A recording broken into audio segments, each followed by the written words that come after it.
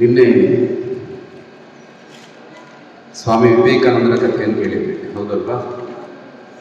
ಎಷ್ಟು ಘಟನೆಗಳಿತ್ತು ಅದರಲ್ಲಿ? 22 ಘಟನೆಗಳಿತ್ತಲ್ವಾ? ಯಾರಾದರೂ ಒಂದು ಘಟನೆ ಹೇಳ್ಬೋದಾ? ಹಾಂ, ಬೈ ಇಲ್ಲಿ ನಿಂತು ತಿರುಗಿ ಹೇಳಿ, ಎಲ್ಲರಿಗೂ ಕೇಳಿ. ತಿರುಗಿ ಹೇಳಿ. ಸ್ವಾಮಿ ವಿವೇಕಾನಂದವರು ಮೊದಲ ಘಟನೆಗೆ ಅವರು ಒಂದು ಹಾಡ ಇದು ತಯಾರು ಮಾಡಿದ್ರು. ಅವರು ಹೇಳೋವಾಗ ಹೇಳಿ ಎದ್ದೇಳಿ ಅಂತ ಅವರು ಅಂದರು, ಆದರೆ ಅವ್ರಿಗೆ ಮುಂದಿಂದ ನೆನಪಾಗಲಿಲ್ಲ. ಆಮೇಲೆ ಹಿಂಗೆ 2 ಸತ ಅಂದರು, ಜೋರಾಗಿ ಅಂದ್ರೂ ನೆನಪಾಗಲಿಲ್ಲ. ಇನ್ನೊಂದು ಸತ ಲಾಸ್ಟಿಗೆ ಅವರು ಎಡ್ಡುಗಿಲಿ ಹಿಂಗೆ ಹೇಳಿ ಎದ್ದೆ ತನನ ಮೈಕ್ ತಬ್ಲಾ ಬಾರ್ಸೋ ತಲೆ ಮೇಲೆ ಅಂಥವರು ವಿವೇಕಾನಂದವರು ಕ್ಷಮೆ ಕೇಳೋಣ. ಅಲ್ಲ, ಅದು ನಮ್ಮದೇ ತಪ್ಪು, ನೀವು ಅಂದ್ರಿ 3 ಸತ ಹೇಳಿ ಎದ್ದೆ ಅಂತ, ನಾವು ಹೇಳಿಲ್ಲ, ಅದು ನಮ್ಮ ತಪ್ಪು ಅಂತ. ವಿವೇಕಾನಂದ ಹೇಳಿದ್ದಲ್ಲ, ಆರಂಭದಲ್ಲಿ ಹಾಸ್ಯಕ್ಕೆ ಅಂತ ಹೇಳಿದ್ದಷ್ಟೇ. ನೀವೆಲ್ಲ ನಿದ್ರೆ ಮಾಡ್ತಾ ಇದ್ರಲ್ಲ, ಅದಕ್ಕೆ ಆರಂಭದಲ್ಲಿ ಹಾಸ್ಯಕ್ಕೆ ಅಂತ ಹೇಳಿದ್ದು. ಹೇಳು, ಇಲ್ಲೇ ಬಾ, ಆ ಕಡೆ ತಿರುಗಿ ನಿಂತು ಮುಂದೆ ಬಂದು ಈಗ ಇಲ್ಲಿ ಬಾ, ಮುಂದೆ ಬಾ. ಒಮ್ಮೆ ಸ್ವಾಮಿ ವಿವೇಕಾನಂದರು ರೈಲಿನಲ್ಲಿ ಹೋಗ್ತಾ ಇದ್ರು. ಆಗ ಅವರ ಮುಂದ್ಗಡೆ ಬ್ರಿಟಿಷ್ ಅಧಿಕಾರಿ ಕೂತಿದ್ರು. ಅವರು ಟಾಯ್ಲೆಟಿಗೆ ಅಂತ ಹೇಳಿ ಹೋಗುವಾಗ ಅವರ ಒಂದು ಕಟ್ಟನ್ನು ಅಲ್ಲಿ ಇಟ್ಟು ಹೋಗಿದ್ರು. ಅದನ್ನು ಅವರು ಬ್ರಿಟಿಷ್ ಅಧಿಕಾರಿಗಳು ತೆಗೆದು ಕಿಟಕಿಯಿಂದ ಹೊರಗೆ ಬಿಸಾಕಿದ್ರು. ಇವರಿಗೆ ಗೊತ್ತಾಯ್ತು. ಆ ದಿವಸ ಅವರು ಗೊತ್ತಾಗದ ಹಾಗೆ ನಡ್ಕೊಂಡ್ರು. ಮತ್ತೆ ಸ್ವಲ್ಪ ಹೊತ್ತಾದ್ಮೇಲೆ ಬ್ರಿಟಿಷ್ ಅಧಿಕಾರಿಗಳು ಅವರ ಕೋಟನ್ನು ಬಿಚ್ಚಲ್ಲಿಟ್ಟು ಅವರು ಸಹ ಆಚೆ ಹೋಗ್ತಾರೆ. ಆಗ ಇವರು ಸಹ ಅವರ ಕೋಟನ್ನು ತೆಗೆದು ಆಚೆ ಬಿಸಾಕ್ತಾರೆ. ಆಮೇಲೆ ಅವ್ರು ಬಂದಾಗ ಮುಗಿಬೇಕಲ್ಲ, ಘಟನೆ ಮುಗಿಬೇಕಲ್ಲ. ಅವ್ರು ಬಂದು ಕೇಳ್ತಾರಲ್ಲ, ಎಲ್ಲಿ ನನ್ನ ಕೋಟು ಅಂತ. ಆಗ ವಿವೇಕಾನಂದರು ಏನು ಹೇಳ್ತಾರೆ? ನಿಮ್ಮ ಕೋಟು ನನ್ನ ಬಟ್ಟೆಯ ಗಂಟನ್ನು ಹುಡುಕೊಂಡು ಹೋಯ್ತು ಅಂತ ಹೇಳ್ತಾರೆ ಅಲ್ವಾ? ಸರಿ, ಆಯ್ತು. ಈಗ ನನಗೆ ಇವಾಗ ಸ್ವಲ್ಪ ಬಿಸಿಲು ಜಾಸ್ತಿ ಇದೆ, ನಿನ್ನೆಗಿಂತ 1-2 ಡಿಗ್ರಿ ಜಾಸ್ತಿ ಇದೆ. ಹಾಗೆ ಸ್ವಲ್ಪ ಊಟ ಎಲ್ಲ ಹಾಕೊಂಡಿದ್ದೀರಿ, ಸ್ವಲ್ಪ ವಾತಾವರಣವು ನಿನ್ನೆಗಿಂತ ಬಿಸಿ ಜಾಸ್ತಿ ಇದೆ. ಆದರೂ ಸ್ವಲ್ಪ 1 ಗಂಟೆ ನೇರ ಕೂತ್ಕೋಬೇಕಾಗ್ಬೋದು. ಸ್ವಲ್ಪ ನೇರ ಕೂತ್ಕೊಳ್ಳಿ. ನಾವೆಲ್ಲ ಮಂತ್ರಿಗಳನ್ನು ನೋಡಿದ್ದೀವಾ? ಮಂತ್ರಿಗಳನ್ನು ನೋಡಿದ್ದೀರಾ? ದೊಡ್ಡ ದೊಡ್ಡ ಕಾರಲ್ಲೆಲ್ಲ ಬರ್ತಾರಲ್ಲ, ನೋಡಿದ್ದೀರಲ್ಲ? ಮಂತ್ರಿಗಳ ಲಕ್ಷಣ ಹೇಳಬೇಕು ನನಗೆ. ಮಂತ್ರಿಗಳು ಅಂದರೆ ರಾಜಮಂತ್ರಿ, ಆ ಮಂತ್ರಿ ಅಲ್ಲ, ಈಗಿನ ಸಚಿವರು ಎಲ್ಲ ಇದ್ದಾರಲ್ಲ, ಮಂತ್ರಿಗಳು, ಅವರು ಶಾಸಕರು, MLA, MP, ಯಾರು ಬೇಕಾದ್ರೂ ಆಗ್ತಾರೆ. ಅವರ ಲಕ್ಷಣಗಳನ್ನು ಹೇಳಬೇಕು.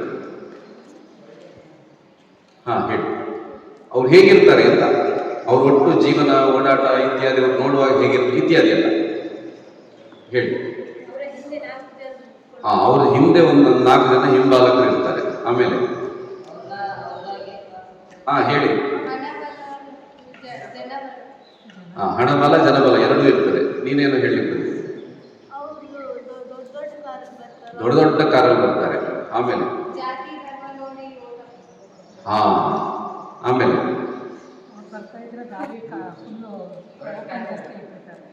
ಅವ್ರು ಬರಬೇಕು ಅಂತ ಉಳಿದವರಿಗೆಲ್ಲ ತೊಂದರೆ ಕೊಟ್ಟು ರಸ್ತೆಯನ್ನು ಖಾಲಿ ಮಾಡಿಸ್ತಾರೆ. ಆಮೇಲೆ ಭ್ರಷ್ಟಾಚಾರ ಮಾಡುತ್ತಾರೆ.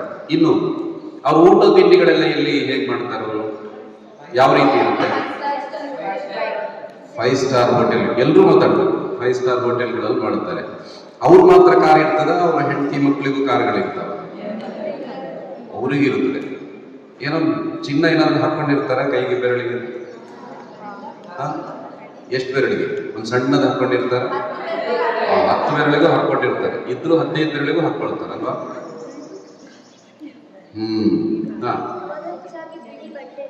ಹೆಚ್ಚಾಗಿ ಬಿಳಿ ಬಟ್ಟೆ ಧರಿಸ್ತಾರೆ, ಯಾಕಂದ್ರೆ ಒಳಗಿನ ಕಪ್ಪು ಗೊತ್ತಾಗೋದು ಬೇಡ ಅಂತ. ಸರಿ, ಆಮೇಲೆ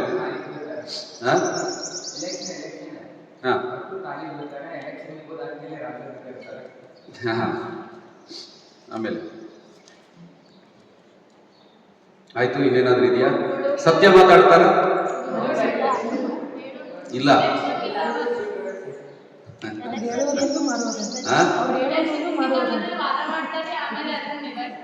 ಹಾ, ಏನೋ ಹೇಳ್ತಾರೆ. ಕೆಲವರು ಸಚಿವರಿಗೆ, ಶಿಕ್ಷಣ ಸಚಿವರು ಇರ್ತಾರೆ, ಕನ್ನಡವೇ ಬರೋದಿಲ್ಲ. ಹೌದಾ? ಯಾರೋ ಇದ್ದಾರ ಆ ರೀತಿ? ಇರ್ಲಿ. ಯಾಕೆ ಕೇಳಿದ್ದು ಅಂದ್ರೆ, ಏನು ಅವರು ಕೆಟ್ಟ ಕನ್ನಡ ಮಾತಾಡ್ತಾರೆ. ಕೆಟ್ಟ ಕನ್ನಡ ಮಾತಾಡ್ತಾರೆ. ಯಾಕೆ ಕೇಳಿದ್ದು ಅಂತಂದ್ರೆ, ನಿನ್ನೆ ಒಬ್ಬ ಸನ್ಯಾಸಿಯ ಲಕ್ಷಣ ಹೇಳಿ ಅಂತ ಹೇಳಿದೆ ನಾನು, ಅಲ್ವಾ? ಸನ್ಯಾಸಿಯ ಲಕ್ಷಣಗಳು ನೀವು ಕೆಲವರು ಹೇಳಿದ್ರಿ, ಆದ್ರೆ ನಾನು ಹೇಳಿದ ಸನ್ಯಾಸಿಗೆ ಆ ಲಕ್ಷಣ ಇರಲೇ ಇಲ್ಲ. ಈಗ ನಾನೊಬ್ಬ ರಾಜಕಾರಣಿ ಕಥೆ ಹೇಳ್ತೀನಿ, ಆ ರಾಜಕಾರಣಿ ಈ ಯಾವ ಲಕ್ಷಣವೂ ಇರೋದಿಲ್ಲ. ಅರ್ಥ ಆಯ್ತಾ? ರಾಜಕಾರಣಿ ಅನ್ನೋದಕ್ಕಿಂತಲೂ ಹೇಳ್ತೀನಿ, ಆಮೇಲೆ ಹೇಳ್ತೀನಿ. ಒಂದು 4 ತಿಂಗಳ ಮಗು ಎಷ್ಟು ದೊಡ್ಡದಿರ್ತದೋ? 4 ತಿಂಗಳ ಮಗು ಅಂದ್ರೆ ಎಷ್ಟು ದೊಡ್ಡದಿರ್ತದೆ? ನಿನ್ನಷ್ಟು ದೊಡ್ಡದಿರ್ತದ?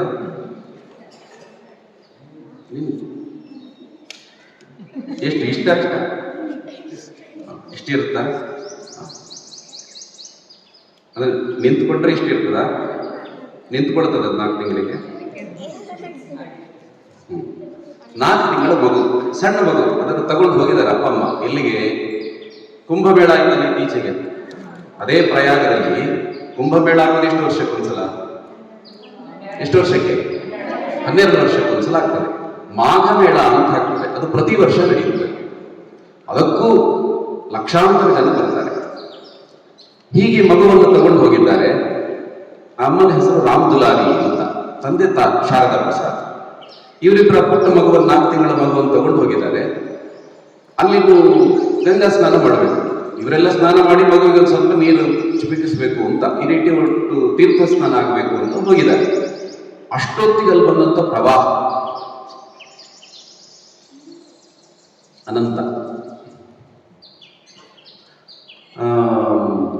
ಪ್ರವಾಹ, ಜನರ ಪ್ರವಾಹ ಹೇಗಿತ್ತು ಅಂತಂದ್ರೆ, ಒಂದಷ್ಟು ಜನ ಗುಂಪಲ್ಲಿ ಬಂದು ಈ ಮಗು ಕೆಳಗೆ ಬಿದ್ದಿತ್ತು. ಸಣ್ಣ ಮಗು ಕೆಳಗೆ ಬಿದ್ದೋಯ್ತು. ಇವರು ಬಟ್ಟೆಯಲ್ಲಿ ಹಾಗೆ ಕಟ್ಕೊಂಡು ಬಂದಿದ್ದಾರೆ, ಕೆಳಗೆ ಬಿದ್ದೋಯ್ತು.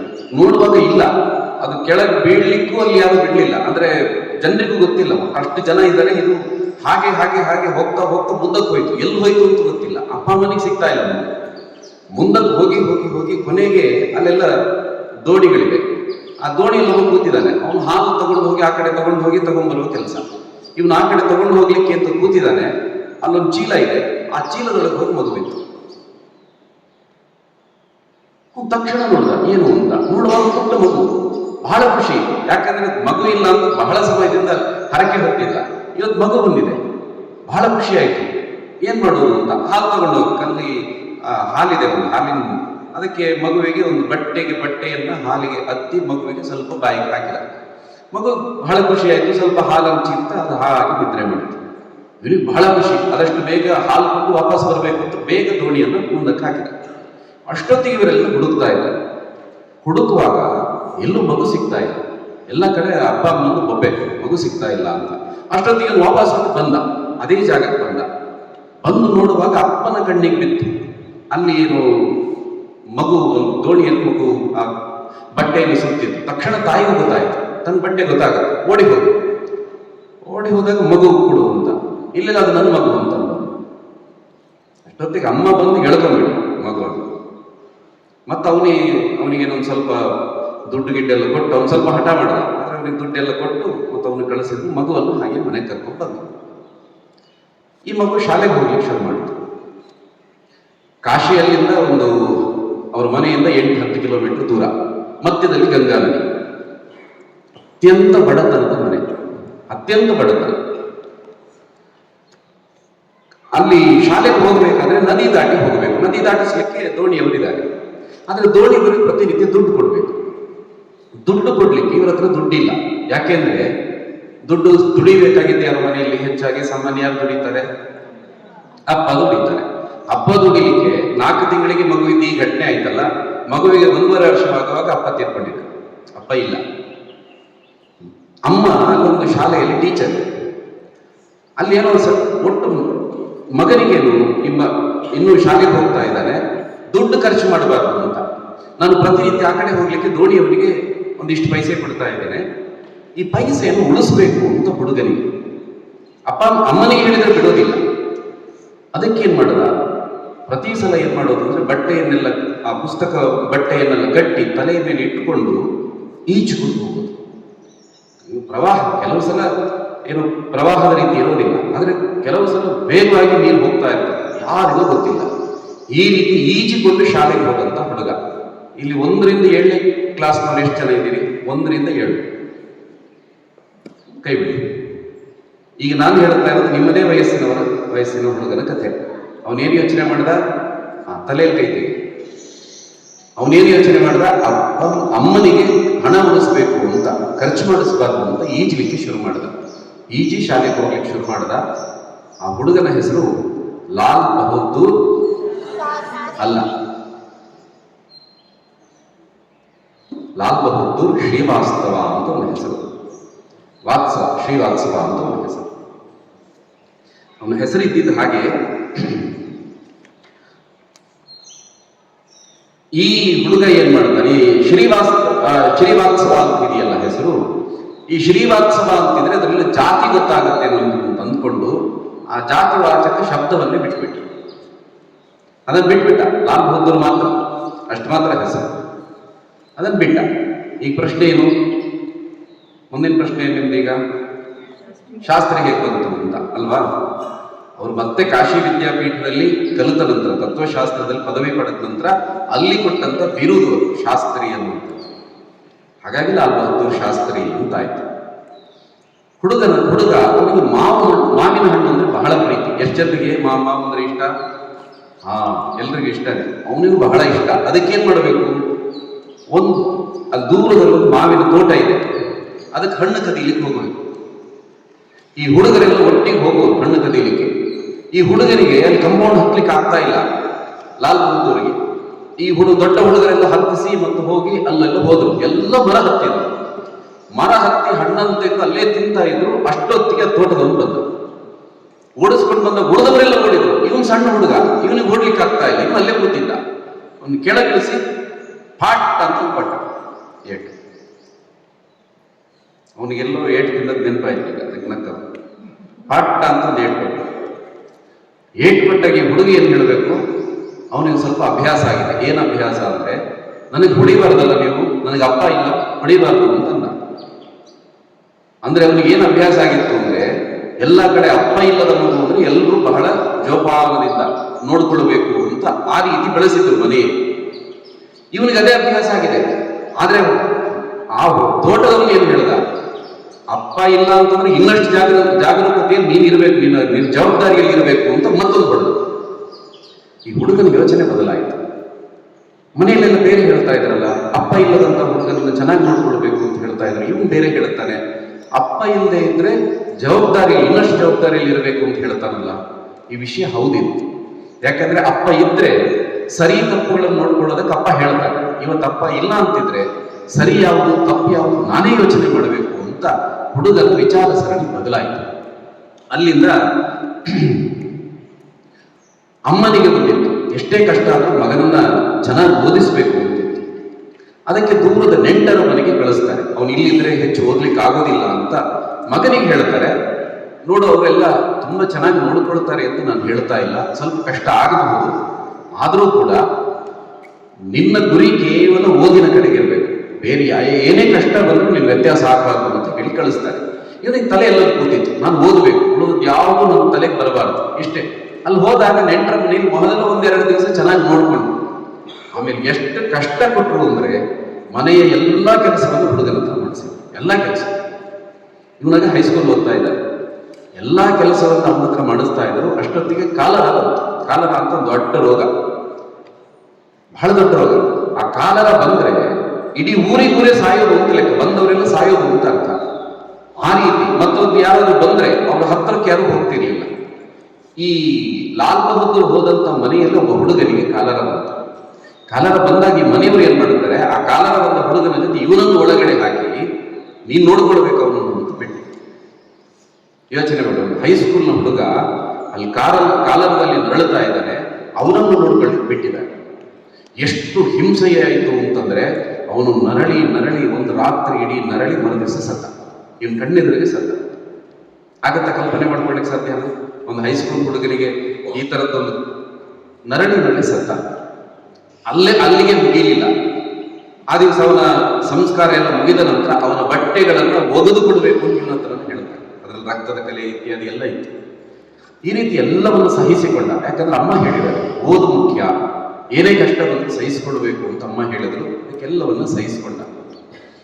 ಹಾಗೆ ಇತ್ತು. ಒಂದು ದಿವಸ ಕಾಶಿಯಲ್ಲಿ ಒಂದು ಹರಿಶ್ಚಂದ್ರ ಹೈಸ್ಕೂಲ್ ಅಂತ ಒಂದಿತ್ತು. ಅದರಲ್ಲೊಬ್ಬರು ಮಾಸ್ಟರ್. ಅವರೆಲ್ಲ ಮಕ್ಕಳಿಗೆ ಹೇಳ್ತಾರೆ, ನಾವಿವತ್ತೆಲ್ಲರೂ ಕೂಡ ಅಲ್ಲಿ ಜಾತ್ರೆ ಬಂದಿದೆ, ಜಾತ್ರೆಗೆ ಹೋಗ್ಬೇಕು. ಯಾರಿಗೆಲ್ಲ ಜಾತ್ರೆಗೆ ಬರ್ತಿರೋ ಅವರೆಲ್ಲರೂ 1 ಪೈಸೆ ತರಬೇಕು ಅಂತ. ಹೌದು, 1 ಪೈಸೆ ತರಬೇಕು ಅಂತ ಹೇಳ್ತಾರೆ. 1 ಪೈಸೆನೋ ಅಥವಾ ಎಷ್ಟು ಒಂದು ನಾಣ್ಯ ತರಬೇಕು ಅಂತ ಹೇಳ್ತಾರೆ. ಹುಡುಗರೆಲ್ಲ ಆಯ್ತು ಆಯ್ತು ಅಂತ ಬರ್ತಾರೆ. ಬಂದಾಗ ಈ ಹುಡುಗನಿಗೆ ನಿಜಕ್ಕೂ ಹೋಗ್ಲಿಕ್ಕೆ ಮನಸ್ಸಿದೆ. ಆದ್ರೆ ಹಣ ಯಾರು ಕೊಡೋದು? ಹಣ ಇಲ್ಲ ಇವನ ಹತ್ರ ಹಣ ಇಲ್ಲ. ಆದ್ರೆ ಈ ಮಾಸ್ಟರ್ ಗೊತ್ತಾಗುತ್ತೆ, ಇವನಿಗೆ ಬರ್ಲಿಕ್ಕೆ ಮನಸ್ಸಿದೆ ಆದ್ರೆ ದುಡ್ಡಿಲ್ಲ ಅಂತ ಗೊತ್ತಾಗುತ್ತೆ. ನೀನ್ ದುಡ್ಡು ತಂದಿದೆಯೇನೋ? ಹೌದು ತಂದಿದ್ದೇನೆ, ಆದ್ರೆ ನಿಮ್ಗೆ ಬರ್ಲಿಕ್ಕೆ ಮನಸ್ಸಿಲ್ಲ ಅಂತ ಸುಳ್ಳು ಹೇಳಿದ. ಹಾಗಾದ್ರೆ ತೋರಿಸು ಅಂತ. ಎಲ್ಲಿ ಕಿಸೆ ಹುಡುಕಿದ್ರು ದುಡ್ಡು ಸಿಗೋದಿಲ್ಲ. ಇವ್ರಿಗೆ ಅರ್ಥ ಆಗುತ್ತೆ. ಅವತ್ತಿನ ಜಾತ್ರೆ ಮುಗೀತದೆ. ಆದ್ರೆ ಹುಡುಗನ ಹತ್ರ ಅದೇ ನದಿ ದಂಡೆಯಲ್ಲಿ ಕರ್ಕೊಂಡು ಹೋಗ್ತಾ ಹೋಗ್ತಾ ನಿಧಾನವಾಗಿ ಮಾತಾಡಿಸ್ತಾರೆ. ನಿನ್ನ ಮನೆ ಇಲ್ಲಿ, ಏನು ಕಥೆ, ನೀನು ಇರೋದಿಲ್ಲಿ, ಇತ್ಯಾದಿ ಇತ್ಯಾದಿ ಕೇಳಿದ ನಂತರ ಅವನೆಲ್ಲ ಕಥೆಗಳು ಗೊತ್ತಾಗತ್ತೆ. ಮಾಸ್ಟ್ರು ಅಲ್ಲಿಂದ ತನ್ನ ಮನೆಗೆ ಕರ್ಕೊಂಡು ಹೋಗ್ತಾರೆ. ಅವರಿಗೆ 3 ಜನ ಮಕ್ಕಳು. ಬಾಬುಬಾಯಿ ಅಂತ ಅವರ ಪತ್ನಿ. ಹೋಗಿ ಕರೀತಾರೆ ಬಾಬು ಅಂತ. ಅವ್ರು ಬಂದ್ರು, ಪತ್ನಿ ಬಂದ್ರು. ಅವ್ರಿಗೆ 3 ಜನ. ನಿನಗೆ ಎಷ್ಟು ಜನ ಮಕ್ಕಳು? 3 ಜನ ಅಂತ. ನಿಮಗೆ ಗೊತ್ತಿಲ್ವಾ? 3 ಜನ ಮಕ್ಕಳು. ಇವನ್ ಬಂದಿದ್ದಾರೆ, ಇವನ್ 4ನೇ ಅಂತ ತಗೋ ಅಂತ. ಅವ್ರು ಬಹಳ ಪ್ರೀತಿಯಿಂದ ಇವನನ್ನು ಸಾಕ್ತಾರೆ. ಅಂದ್ರೆ ಯಾವಾಗಲೂ ಇರ್ತಾನೆ ಅಂತ, ಮನೆಗೆ ಬಂದು ಹೋಗ್ತಾನೆ, ಆದ್ರೆ ಇಲ್ಲಿ ಇರ್ತಾನೆ. ಇವನು ಬಹಳ ಚೆನ್ನಾಗಿ ನೋಡ್ಕೊಂಡ್ರು. ಆದ್ರೆ ಒಂದು ಹಂತಕ್ಕೆ ಇವನಿಗೆ ಅನಿಸಿತು, ಲಾಲ್ ಬಹದ್ದೂರ್ಗೆ ಅನಿಸಿತು, ನನಗವರು ನಾನೇನು ಮಾಡ್ತಾ ಇಲ್ಲ ಅವರಿಗೋಸ್ಕರ. ಅವರು ಬಿಟ್ಟಿಯಾಗಿ ನನಗೆ ಉಪಚಾರ ಮಾಡ್ತಾ ಇದ್ದಾರೆ, ನನ್ನನ್ನು ಚೆನ್ನಾಗಿ ನೋಡ್ಕೊಳ್ತಾ ಇದ್ದಾರೆ. ಆದ್ರೆ ಇವನಿಗೆ ಅದನ್ನು ಸ್ವೀಕಾರ ಮಾಡ್ಲಿಕ್ಕೆ ಆಗಲಿಲ್ಲ. ಯಾಕಂದ್ರೆ ಅವರೇನು ನಮ್ಮ ಸಂಬಂಧಿಕರಲ್ಲ, ನನ್ನಿಂದ ಅವರಿಗೆ ಕಷ್ಟ ಆಗ್ತಾ ಇದ್ದಿರಬಹುದು. 3 ಮಕ್ಕಳಿದ್ರು ಕೂಡ ನನ್ನನ್ನು ಅಷ್ಟು ಕಷ್ಟದಲ್ಲಿ ನೋಡ್ಕೊಳ್ತಾ ಇದ್ದಾರೆ ಅಂತ ಏನೋ ಮನಸ್ಸಿಗೆಲ್ಲ ಬರ್ಲಿಕ್ಕೆ ಶುರುವಾಯಿತು. ಅಲ್ಲಿಗೆ ಹೋಗೋದನ್ನು ಕಡಿಮೆ ಮಾಡಿದ, ನಿಧಾನಕ್ಕೆ ನಿಲ್ಲಿಸಿಯೇ ಬಿಟ್ಟ. ಅಷ್ಟೊತ್ತಿಗೆ ಮಾಸ್ಟರ್ ಗೊತ್ತಾಯ್ತು, ಇವನು ಈ ಕಾರಣಕ್ಕೋಸ್ಕರ ನಿಲ್ಲಿಸ್ತಾ ಇದ್ದಾನೆ ಅಂತ. ಮನೆಗೆ ಹೋಗಿ ಅವನು ಮನೆಗೆ ಹೋಗಿ ಅಮ್ಮನ ಹತ್ರ ಹೇಳ್ತಾರೆ, ನೋಡಿ ಅವನು ನನ್ನ ಮಕ್ಕಳು ಅವನಿಗಿಂತ ಸಣ್ಣವನು, ಅವನೇನ್ ಮಾಡಬೇಕು, ಬಿಟ್ಟಿ ಊಟ ಮಾಡಬೇಕು ಅಂತಿಲ್ಲ ಇಲ್ಲಿ. ಅವನು ಪಾಠ ಹೇಳಿದ್ರು ಮಕ್ಕಳಿಗೆ, ನನ್ನ ಮಕ್ಕಳಿಗೆ ಪಾಠ ಹೇಳಿ ಅದಕ್ಕೆ ಅಂತ ನಾವು ಒಂದಿಷ್ಟು ಹಣ ಕೊಡ್ತೀವಿ ಅವನಿಗೆ ಅಂತ. ಏನಾಯ್ತು ಅಂತ ಒಪ್ಪಿಕೊಂಡು ಮತ್ತೆ ಮರು ದಿವಸ ಹೋಗ್ಲಿಕ್ಕೆ ಶುರು ಮಾಡಿದ್ರು. ಇದಾಗಿ 1 ತಿಂಗಳಾದಾಗ ಬಾಬುಬಾಯಿ ಅಮ್ಮ ಏನ್ ಮಾಡ್ತಾರೆ, ಒಂದಿಷ್ಟು ಹಣ ತಂದು ಇವನ್ ಕೈಯಲ್ಲಿ ಕೊಡ್ತಾರೆ. ಇವನ್ ಯಾಕೆ ಅಂತ ಕೇಳಿದ. ಇಲ್ಲ, ನೀನ್ ಪಾಠ ಹೇಳ್ತಾ ಇದೆಯಲ್ಲ ಅದಕ್ಕೋಸ್ಕರ ಇದು ಅಂತ. ಇಲ್ಲ, ಪಾಠ ಹೇಳ್ತಾ ಇದ್ರೆ ನಾನೇನು ಹೊರಗಿನವನಲ್ಲ, ನನ್ನ ಮಗನ ರೀತಿ ನೋಡ್ಕೊಂಡಿದ್ದೀರಿ, ಹಾಗಾಗಿ ನೀವು ಕೊಟ್ಟದ್ದನ್ನು ನಾನು ತಗೊಳ್ಳೋದಿಲ್ಲ ಅಂತಂದ ಇವರು. ಅದಕ್ಕೆ ಇವರು ಏನು ಯೋಚನೆ ಮಾಡಿದ್ರು, ಇವ್ನು ಖಂಡಿತ ತಗೊಳ್ಳೋದಿಲ್ಲ ಅಂತ ಗೊತ್ತಾಯ್ತು. ಒಂದು ಡಬ್ಬಿ ಇದೆ, ಹಣ ಹಾಕುವ ಡಬ್ಬಿ. ಪ್ರತಿ ತಿಂಗಳು ನೀವು ಪಾಠ ಹೇಳ್ತಾ ಇದ್ದ, ಅದರ ಹಣವನ್ನು ಅದನ್ನು ಹಾಕ್ತಾ ಬಂದ. ಅನೇಕ ವರ್ಷಗಳು ಕಳೆಯಿತು. ಲಾಲ್ ಬಹದ್ದೂರ್ ಶಾಸ್ತ್ರಿಯವರ ತಂಗಿಯ ಮದುವೆ. ಆವತ್ತು ಮದುವೆ ಅಂತಂದ್ರೆ, ಮದುವೆ ಖರ್ಚು ಅಂತಂದ್ರೆ ಸುಮಾರು ಭರ್ಜರಿ ಮದುವೆ ಮಾಡಬೇಕು ಅಂತಂದ್ರೆ ಒಂದು 500-600 ರೂಪಾಯಿ ಬೇಕು. ಆವತ್ತು ಭರ್ಜರಿ ಮದುವೆ ಮಾಡಬೇಕಿದ್ರೆ ಎಷ್ಟು ಬೇಕು? 500-600 ರೂಪಾಯಿ ಬೇಕು ಅಲ್ವಾ? ಇವತ್ತು ರೀಚಾರ್ಜ್ ಕೂಡ ಆಗೋದಿಲ್ಲ, ಅಷ್ಟು ದುಡ್ಡು ಬೇಕು. ಅಲ್ಲಿ ಈ ಬಾಬುಬಾಯಿ ಯಾರಿದ್ದಾರೆ, ಇವನ ಹಣ ಎಲ್ಲ ಒಟ್ಟು ಮಾಡಿದಾರಲ್ಲ, ಅವರೆಲ್ಲ ಹಾಗೆ ಡಬ್ಬಿಯನ್ನು ತಂದು ಅಮ್ಮನ ಹತ್ರ ಕೊಡ್ತಾರೆ. ಅದರಲ್ಲಿ ದುಡ್ಡು ಎಷ್ಟಿತ್ತು ಅಂತಂದ್ರೆ 900 ರೂಪಾಯಿಗಳಿತ್ತು. ಭರ್ಜರಿ ಮದುವೆ ಮಾಡ್ಲಿಕ್ಕೆ ಎಷ್ಟು ಬೇಕು? 600 ರೂಪಾಯಿ ಬೇಕು. 500-600 ರೂಪಾಯಿ ಬೇಕು. ಇದ್ರಲ್ಲಿ 900 ರೂಪಾಯಿಗಳಿತ್ತು. ಅಂದ್ರೆ ಸುಮಾರು ಇವತ್ತಿನ ಲೆಕ್ಕಕ್ಕೆ ನೋಡಿದ್ರೆ, ನಾನು ಸುಮ್ಮನೆ ಚಾಟ್ ಜಿಪಿಟಿಯಲ್ಲಿ ಹಾಕಿ ನೋಡಿದೆ ಎಷ್ಟಾಗಬಹುದು ಅಂತ. ನೀವೇನಾದ್ರೂ ಆವತ್ತು ಆ 900 ರೂಪಾಯಿಗೆ ಚಿನ್ನ ತೆಗೆದುಕೊಂಡಿದ್ದಿದ್ರೆ, ಆ 900 ರೂಪಾಯಿ ಚಿನ್ನ ಇವತ್ತು ಅದೇ ಚಿನ್ನಕ್ಕೆ ಒಂದು 7-8 ಲಕ್ಷ ರೂಪಾಯಿ ಕೊಡಬೇಕು ನೀವು. ಅಷ್ಟು ವ್ಯತ್ಯಾಸ ಅಂತ ಚಾಟ್ ಜಿಪಿಟಿ ಹೇಳುತ್ತಂದ್ರೆ ಅಷ್ಟು ಅದರ ಬೆಲೆ ಇರುತ್ತೆ. ಅಂದ್ರೆ ಇದೊಂದು ಘಟನೆ ಇರುವಂಥದ್ದು. ಪರೀಕ್ಷೆ ಯಾವುದೇ ಕಾರಣಕ್ಕೆ ನೀವು ಓದಬೇಕು, ಪರೀಕ್ಷೆಯಲ್ಲಿ ಚೆನ್ನಾಗಿ ತಗೋಬೇಕು ಅಂತ ಅಮ್ಮ ಎಲ್ಲ ಹೇಳಿ ಕಳಿಸಿದಾರಲ್ಲ. ಆದ್ರೆ ಅದೇ ಹೊತ್ತಿಗೆ ಸ್ವಾತಂತ್ರ್ಯದ ಹೋರಾಟ ಶುರುವಾಗಿದೆ. ಅದಕ್ಕಿಂತ ಮೊದಲು ಶುರುವಾಗಿದೆ. ಅಂದ್ರೆ ಇವನಿಗೆ ಆ ಗಮನಕ್ಕೆ ಬಂತು, ಗಾಂಧೀಜಿಯವರೆಲ್ಲ ಕರೆ ಕೊಟ್ಟರು. ಗಾಂಧೀಜಿಯವರು ಬಹಳ ಪ್ರೀತಿ ಲಾಲ್ ಬಹದ್ದೂರ್ಗೆ. ಈ ಹೋರಾಟ ಎಲ್ಲಿವರೆಗೆ ಆಯಿತು ಅಂತಂದ್ರೆ, ಮಕ್ಕಳೆಲ್ಲ ಶಾಲೆಗೆ ನಂತರ ಹೋಗಿ ನೀವು ಮೊದಲು ಶಾಲೆಗೆ ನಂತರ ಮೊದಲು ಸ್ವಾತಂತ್ರ್ಯ ಅಂತ ಇದು ಶುರುವಾಯಿತು. ಇವನ ಅವತ್ತು ಪರೀಕ್ಷೆಗೆ ಹೊರಟಿದ್ದಾನೆ. ಪರೀಕ್ಷೆಗೆ ಹೋಗುವಾಗ ಆ ಶಾಲೆಯ ಮುಂದೆಲ್ಲ ಬಂದು ನಿಂತ್ಕೊಂಡಿದ್ದಾನೆ. ನಿಂತ್ಕೊಂಡು ತಡೆದಿದ್ದಾರೆ. ಯಾರು ಪರೀಕ್ಷೆಗೆ ಹೋಗ್ಲಿಕ್ಕಿಲ್ಲ. ಪರೀಕ್ಷೆ ಬೇಕಾದ್ರೆ ನಾವು ನಂತರ ಮಾಡ್ಕೊಳ್ಬಹುದು, ಆದ್ರೆ ಇವತ್ತು ನಾವು ಮಾಡಬೇಕಾಗಿರೋದು ಏನು ಅಂತ ಕೇಳಿದ್ರೆ ನಾವು ಸ್ವಾತಂತ್ರ್ಯ ಹೋರಾಟ ಕೇಳಿಬೇಕು ಅಂತ. ಆದ್ರೆ ಇವನದನ್ನು ತಡೆದು ಮುಂದಕ್ಕೆ ಹೋಗ್ಬೋದಿತ್ತು. ಆದ್ರೆ ಇವನೇನ್ ಮಾಡ್ದ, ಅಲ್ಲಿ ವಾಪಸ್ ಬಂದ. ಇವನ ಮೇಷ್ಟ್ರು ತಡೆದು, ನೋಡು ಇಷ್ಟು ಘಟ್ಟದಲ್ಲಿ ನಿಮ್ಮನ್ನು ಓದಿಸ್ತಾ ಇದ್ದಾರೆ, ನೀನು ವಾಪಸ್ ಹೋಗ್ತಾ ಇದೀಯಾ ಅಂತ. ಮೇಷ್ಟ್ರು ಹೇಳಿದ ಯಾವುದಕ್ಕೂ ವಿರೋಧ ಹೇಳದೇ ಇದ್ದ ಲಾಲ್ ಬಹದ್ದೂರ್ ಹೇಳಿದಂಥ ಮಾತು ನೆನ್ಪಿಟ್ಕೊಳ್ಬೇಕು. ಅವನು ಹೇಳೋದು, ಒಬ್ಬ ವ್ಯಕ್ತಿಯ ಹಿತ ಅಥವಾ ಒಂದು ಕುಟುಂಬದ ಹಿತಕ್ಕಿಂತ ದೇಶದ ಹಿತ ಮುಖ್ಯ. ಮೊದಲು ದೇಶ, ಅನಂತರ ಕುಟುಂಬ, ಅನಂತರ ವ್ಯಕ್ತಿ ಅಂತ ಹೇಳಿ ಪರೀಕ್ಷೆ ಬರೆಯದೆ ವಾಪಸ್ ಆ ಚಳವಳಿಯಲ್ಲಿ ಅವರು ಮುಂದಕ್ಕೆ ಹೋಗ್ತಾರೆ. ಮುಂದೆ ಅವರು ಓದ್ತಾರೆ, ಕಾಶಿ ವಿದ್ಯಾಪೀಠಕ್ಕೆ ಬರ್ತಾರೆ. ಅಲ್ಲಿ ಬಂದು ತತ್ವಜ್ಞಾನದಲ್ಲಿ ತತ್ವಶಾಸ್ತ್ರದಲ್ಲಿ ಅವರು ಶಾಸ್ತ್ರಿ ಪದವಿಯನ್ನು ಪಡೆಯುತ್ತಾರೆ. ಅದು ಉತ್ತಮ ಅಂಕಗಳನ್ನು ಶಾಸ್ತ್ರಿ ಪದವಿಯನ್ನು ಪಡೆಯುತ್ತಾರೆ. ಇದರ ಜೊತೆಗೆ ಅವರು ಸ್ವಾತಂತ್ರ್ಯ ಹೋರಾಟದಲ್ಲಿ ತಮ್ಮನ್ನು ತೊಡಗಿಸಿಕೊಳ್ತಾರೆ. ಸ್ವಾತಂತ್ರ್ಯ ಹೋರಾಟಕ್ಕೆ ಬರುವಾಗ ಅವರ ವಯಸ್ಸು 16 ವರ್ಷದವರು ಎಷ್ಟು ಜನ ಇದ್ದೀವಿ? ನೋಡಿ, ಈ ವಯಸ್ಸಲ್ಲಿರುವಾಗ ಅವರು ಸ್ವಾತಂತ್ರ್ಯ ಹೋರಾಟಕ್ಕೆ ಬಂದಿತ್ತು. ಇರ್ಲಿ, ಕೈಬಿಡಿ. ಅನಂತ ಇದೇ ವಯಸ್ಸಲ್ಲಿ ಅವರು ಸ್ವಾತಂತ್ರ್ಯ ಹೋರಾಟಕ್ಕೆ ಬಂದಿತ್ತು. ಇದೇ ವಯಸ್ಸಲ್ಲಿ ಸ್ವಾತಂತ್ರ್ಯ ಹೋರಾಟದ ಕಾರಣಕ್ಕೆ ಬಂದಿದ್ರು ಅನ್ನೋ ಕಾರಣಕ್ಕೋಸ್ಕರ ಅವನು ಜೈಲಿಗೆ ಹಾಕಿತ್ತು. ನಿಂದೇ ವಯಸ್ಸು.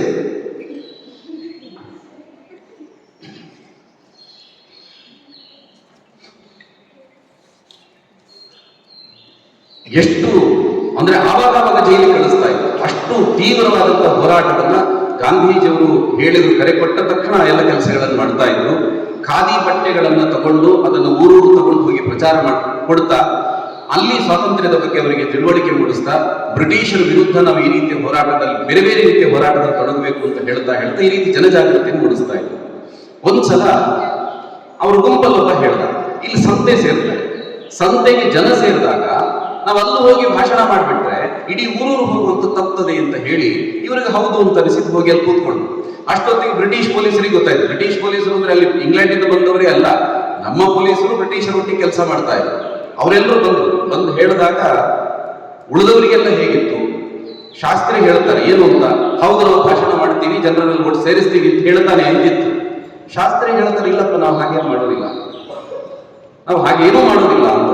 ನಾವು ಆ ರೀತಿ ಯಾವುದೇ ಭಾಷಣ ಏನೂ ಮಾಡೋದಿಲ್ಲ, ನಾವು ನಮ್ಮಷ್ಟಕ್ಕೆ ಇಲ್ಲೇ ಇರ್ತೀವಿ ಅಂತ ಹೇಳ್ತಾ ಆ ಪೊಲೀಸರ ಜೊತೆ ಮಾತುಕತೆಗಳನ್ನು ಮಾಡ್ತಾ ನಿಧಾನಕ್ಕೆ ಅವರ ಗೆಳೆತನವನ್ನು ಸಂಪಾದಿಸಿ ಅವರನ್ನು ಮಾತಾಡಿಸ್ತಾ ಕೊನೆಗೆ ಅವರಿಗೆ ಹೇಳ್ತಾರೆ, ಭಾಷಣ ಮಾಡೋದಕ್ಕೆ ತೊಂದರೆ ಇಲ್ಲ, ಜನರ ಜೊತೆ ಮಾತಾಡೋದಕ್ಕೆ ತೊಂದರೆ ಇದೆ, ಹೀಗೆ ಹೋಗಿ ಆಚರಣೆ ಮಾಡ್ಕೊಳ್ಳಿ ಅಂತ. ಇವ್ರು ಏನ್ ಮಾಡ್ತಾರೆ, ಹಾಗೆ ಹೋಗ್ತಾ ಅಲ್ಲಿದ್ದಂತ ಅಷ್ಟು ಜನರ ಜೊತೆಗೆ ಇವರು ಹೇಳಬೇಕಾದಂತಹ ವಿಚಾರವನ್ನ ಹೇಳಿ, ಅಂದ್ರೆ ಇವ್ರ ಕೆಲಸವನ್ನಲ್ಲೇ ಮುಗಿಸ್ತಾರೆ, ಭಾಷಣದ ಮೂಲಕ ಅಲ್ಲ. ಅಂದ್ರೆ ಅಲ್ಲಿ ಇದನ್ನು ಯಾಕೆ ಹೇಳಿದೆ ಅಂತಂದ್ರೆ, ಯಾವುದೋ ಒಂದು ಸಂದರ್ಭ ಬಂದಾಗ 2 ರೀತಿಯ ಪ್ರತಿಕ್ರಿಯೆಗಳಿರ್ತದೆ. ಒಂದು ಜೋಶ್, ಇನ್ನೊಂದು ಹೋಶ್. ನಾವು ಸಾಮಾನ್ಯ ಹೇಗೆ ಮಾಡ್ತೀವಿ ಅಂತಂದ್ರೆ, ಜೋಶ್ ಅಲ್ಲಿ ಪ್ರತಿಕ್ರಿಯೆ ಕೊಡ್ಲಿಕ್ಕೆ ಹೋಗ್ತೀವಿ. ಆಗ ಏನಾಗುತ್ತೆ, ಯಾವ ಕೆಲಸ ಮಾಡ್ಲಿಕ್ಕೆ ಬಂದಿದ್ದೀವಿ ಆ ಕೆಲಸ ಆಗೋದಿಲ್ಲ. ಅದಕ್ಕೆ ಸ್ವಲ್ಪ ಯೋಚನೆ ಮಾಡಿದಾಗ ನಮಗಾಗಬೇಕಾಗಿರೋದು ಕೆಲಸ. ಅಲ್ಲಿ ತಲೆ ತಗ್ಗಿಸಿದ್ದಲ್ಲ, ತಲೆ ತಗ್ಗಿಸುವ ಹಾಗೆ ಮಾಡಿ ನಮ್ಮ ಕೆಲಸವನ್ನು ಸಾಧಿಸಿಕೊಳ್ಳುವಂಥದ್ದು, ಅದನ್ನು ಮಾಡುತ್ತಾರೆ. 24 ವರ್ಷ ಆಗುವಾಗ ಶಾಸ್ತ್ರೀಜಿಗೆ ಮದುವೆ ಮಾಡಬೇಕು ಅಂತ ಮನೆಯಲ್ಲಿ ಯೋಚನೆ ಮಾಡುತ್ತಾರೆ. ಆದ್ರೆ ಇವರಿಗೆ ಗೊತ್ತಿಲ್ಲ. ಇವರು ಮನೆಗೆ ಬಂದಿದ್ದಾರೆ, ಬಂದ ತಕ್ಷಣ ಮನೆಯಲ್ಲೆಲ್ಲ ಫಿಕ್ಸ್ ಆಗಿದೆ, ಹುಡುಗಿ ನೋಡಿ ಆಗಿದೆ, ಮದುವೆ ದಿನಾಂಕವೂ ನಿಶ್ಚಯ ಆಗಿದೆ. ಇವರಿಗೆ ಗೊತ್ತೇ ಇಲ್ಲ. ಆದ್ರೆ ಅಮ್ಮನಿಗೆ ಕೇಳುತ್ತಾರೆ, ಏನು ಇಷ್ಟು ಬೇಗ, ನನಗೇನು ಹೇಳದೆ ಅಂತ. ಅದೆಲ್ಲ ನೋಡು, ನೀನು ಮದುವೆ ತಡ ಮಾಡಿದ್ರೆ ನಿನ್ನ ತಂಗಿಯರಿಗೆಲ್ಲ ಮದುವೆ ಆಗುವಾಗ ತಡ ಆಗತ್ತೆ, ಅದಕ್ಕೋಸ್ಕರ ಮದುವೆ ಆಗ್ಬೇಕೀಗ ಅಂತ. ಎಷ್ಟೇ ಹೇಳಿದ್ರು ತಾಯಿ ಬಿಡ್ಲಿಲ್ಲ. ಕೊನೆಗೆ ಒಪ್ಕೋಬೇಕಾಯ್ತು, ಮದುವೆಗೆ ಒಪ್ಕೋಬೇಕಾಯ್ತು. ಆನಂತರ ಮದುವೆ ದಿವಸ ಅಲ್ಲಿ ವರದಕ್ಷಿಣೆ ಕೊಡುವಂತ ಒಂದು ಪದ್ಧತಿ ಇತ್ತು. ವರದಕ್ಷಿಣೆ ಅಂತಂದ್ರೆ ಏನು, ಯಾರು ಮದುವೆ ಆಗುವ ಹುಡುಗ ಇದ್ದಾನೆ ಅವನಿಗೆ ಹುಡುಗಿ ಕಡೆಯವರು ಏನಾದ್ರೂ ದುಡ್ಡು ಚಿನ್ನವೋ ಏನಾದ್ರೂ ಒಂದಿಷ್ಟು ಕೊಡ್ಬೇಕು, ಅವ್ನು ಕೇಳುತ್ತಾನೆ ಅಷ್ಟು ಕೊಡಬೇಕು. ಅದು ಪದ್ಧತಿಯ ರೀತಿ ಇತ್ತು ಅವತ್ತು. ಆದ್ರೆ ಇವರು ಹೇಳ್ತಾರೆ ಯಾವುದೇ ರೀತಿ ವರದಕ್ಷಿಣೆ ನಾನು ತಗೊಳ್ಳೋದಿಲ್ಲ, ಇದಕ್ಕೆ ನೀವು ಒಪ್ಕೊಳ್ಳೋದಿಲ್ಲ ಅಂದ್ರೆ ಮದುವೆ ಆಗೋದಿಲ್ಲ ಅಂತಂದ. ಅಲ್ಲಿ ತಾಯಿ ಇವನ ಹೆಂಡತಿ ಅಪ್ಪ ಯಾರಿದ್ದಾರೆ, ಅಪ್ಪ ಹೇಳ್ತಾರೆ ಇಲ್ಲ ಇಲ್ಲ ನಾನು ವರದಕ್ಷಿಣೆ ನೀವು ತಗೊಂಡ್ರೆ ಮಾತ್ರ ನನ್ನ ಮದುವೆ ಅಂತ. ಇಲ್ಲಿ ಎರಡೂ ಕಡೆ ಜಟಾಪಟಿ ಶುರುವಾಯ್ತು, ಇವ್ರು ತಗೊಳ್ಳೋದಿಲ್ಲ ಅಂತ. ಕೊನೆಗೆ ಅಲ್ಲಿ ಶಾಸ್ತ್ರಿ ಅವ್ರು ಬಗ್ಬೇಕಾಯ್ತು. ಅವ್ರು ಕೊನೆಗೆ ಹೇಳ್ತಾರೆ ವರದಕ್ಷಿಣೆ ತಗೊಳ್ತೀನಿ, ಆದ್ರೆ ಏನ್ ಕೊಡ್ಬೇಕು ನಾನೇ ಹೇಳ್ತೀನಿ, ಅದಕ್ಕೊಪ್ಪೋದಾದ್ರೆ ತಗೊಳ್ಳಿ ಆಯ್ತು ಅಂತ. ನನಗೊಂದು ಚರಕ ಕೊಡಿ ಅಂತಂದ್ರು. ವರದಕ್ಷಿಣೆ ತಗೊಂಡಿದ್ದೇನು ಒಂದು ಚರಕ ಅಂತ. ಅಷ್ಟು ಮಾತ್ರ ಅಲ್ಲ, ನೀವೆಲ್ಲ ಮದುವೆ ಹೋಗಿದ್ದೀರಿ ಎಲ್ಲರೂ ಕೂಡ. ಯಾರ ಮದುವೆಗೆ ಹೋಗಿದ್ದೀರಿ? ಅಪ್ಪ ಅಮ್ಮನ ಮದುವೆಗೆ.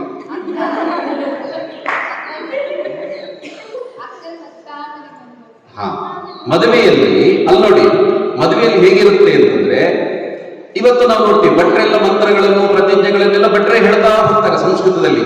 ಇವರಿಬ್ಬರು ತಲೆಯಲ್ಲಾಡಿಸ್ತಾ ಇರ್ತಾರೆ, ಅಷ್ಟೇ ಮಾತ್ರ ಮಾಡೋದು.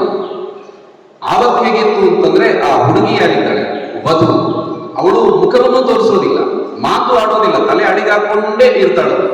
ಆ ರೀತಿ ಇತ್ತು. ಇಲ್ಲಿ ಶಾಸ್ತ್ರಿಯವರು ಹೇಳ್ತಾರೆ ಇವತ್ತೇನು ಪ್ರತಿಜ್ಞಾ ವಿಧಿಗಳಿವೆ ಅದನ್ನು ಅಲ್ಲಿ ಪುರೋಹಿತರು ಹೇಳಲಿಕ್ಕಿಲ್ಲ. ಹೇಳೋದು ಯಾರು? ಅದನ್ನು ನಾವಿಬ್ಬರೇ ಹೇಳಬೇಕು. ಈಕೆಗೆ ಗಾಬರಿ. ಅಂದ್ರೆ ಒಂದು ಕಡೆ ಅಲ್ಲಿ ಮುಖ ತೋರಿಸುವ ಹಾಗಿಲ್ಲ, ಎರಡನೇದು ಹೆಣ್ಣು ಮಾತಾಡೋದು ಅನ್ನುವಂಥದ್ದು ಇಲ್ವೇ ಇಲ್ಲ. ಅಂದ್ರೆ ಇವರು ಹೇಳ್ತಾರೆ, ಯಾಕಂದ್ರೆ ಪ್ರತಿಜ್ಞೆಗಳನ್ನು ಪೂರ್ತಿ ಮಾಡ್ಬೇಕಾದ್ರೂ ನಾವುಗಳಿಗೂ, ಅದನ್ನು ಪುರೋಹಿತರು ಹೇಳೋದಲ್ಲ. ನೀವು ಇದಕ್ಕೆ ಒಪ್ಪೋದಾದ್ರೆ ಮದುವೆ ಅಂತ. ಕ್ಷಣ ಕ್ಷಣಕ್ಕೂ ಇವರದೊಂದು ಕಂಡೀಷನ್ ಆಯ್ತು ಅಂತ. ಮತ್ತೆ ಉಳಿದವರು ಅಂದ್ಕೊಂಡ್ರು, ಹೌದಲ್ಲ ಪ್ರತಿಜ್ಞೆಯನ್ನು ಪುರೋಹಿತರು ಹೇಳೋದ್ರಲ್ಲಿ ಏನ್ ಅರ್ಥ ಇದೆ, ನಾವು ಮಾಡ್ಬೇಕು ಅಂತ. ಅವರು ಹೇಳಿದ ರೀತಿಯಲ್ಲಿ ಆಯ್ತು, ಅಲ್ಲಿ ಪ್ರತಿಜ್ಞೆಗಳಾಯ್ತು. ಇದೆಲ್ಲವೂ ಆದ ನಂತರ ಇಲ್ಲಿಂದ ಶಾಸ್ತ್ರಿಯವರ ನಿಜ ಗುಣ ಏನು ಅಂತ ಅವರಿಗೆ ಅರ್ಥ ಆಗ್ಲಿಕ್ಕೆ ಶುರುವಾಗುತ್ತೆ.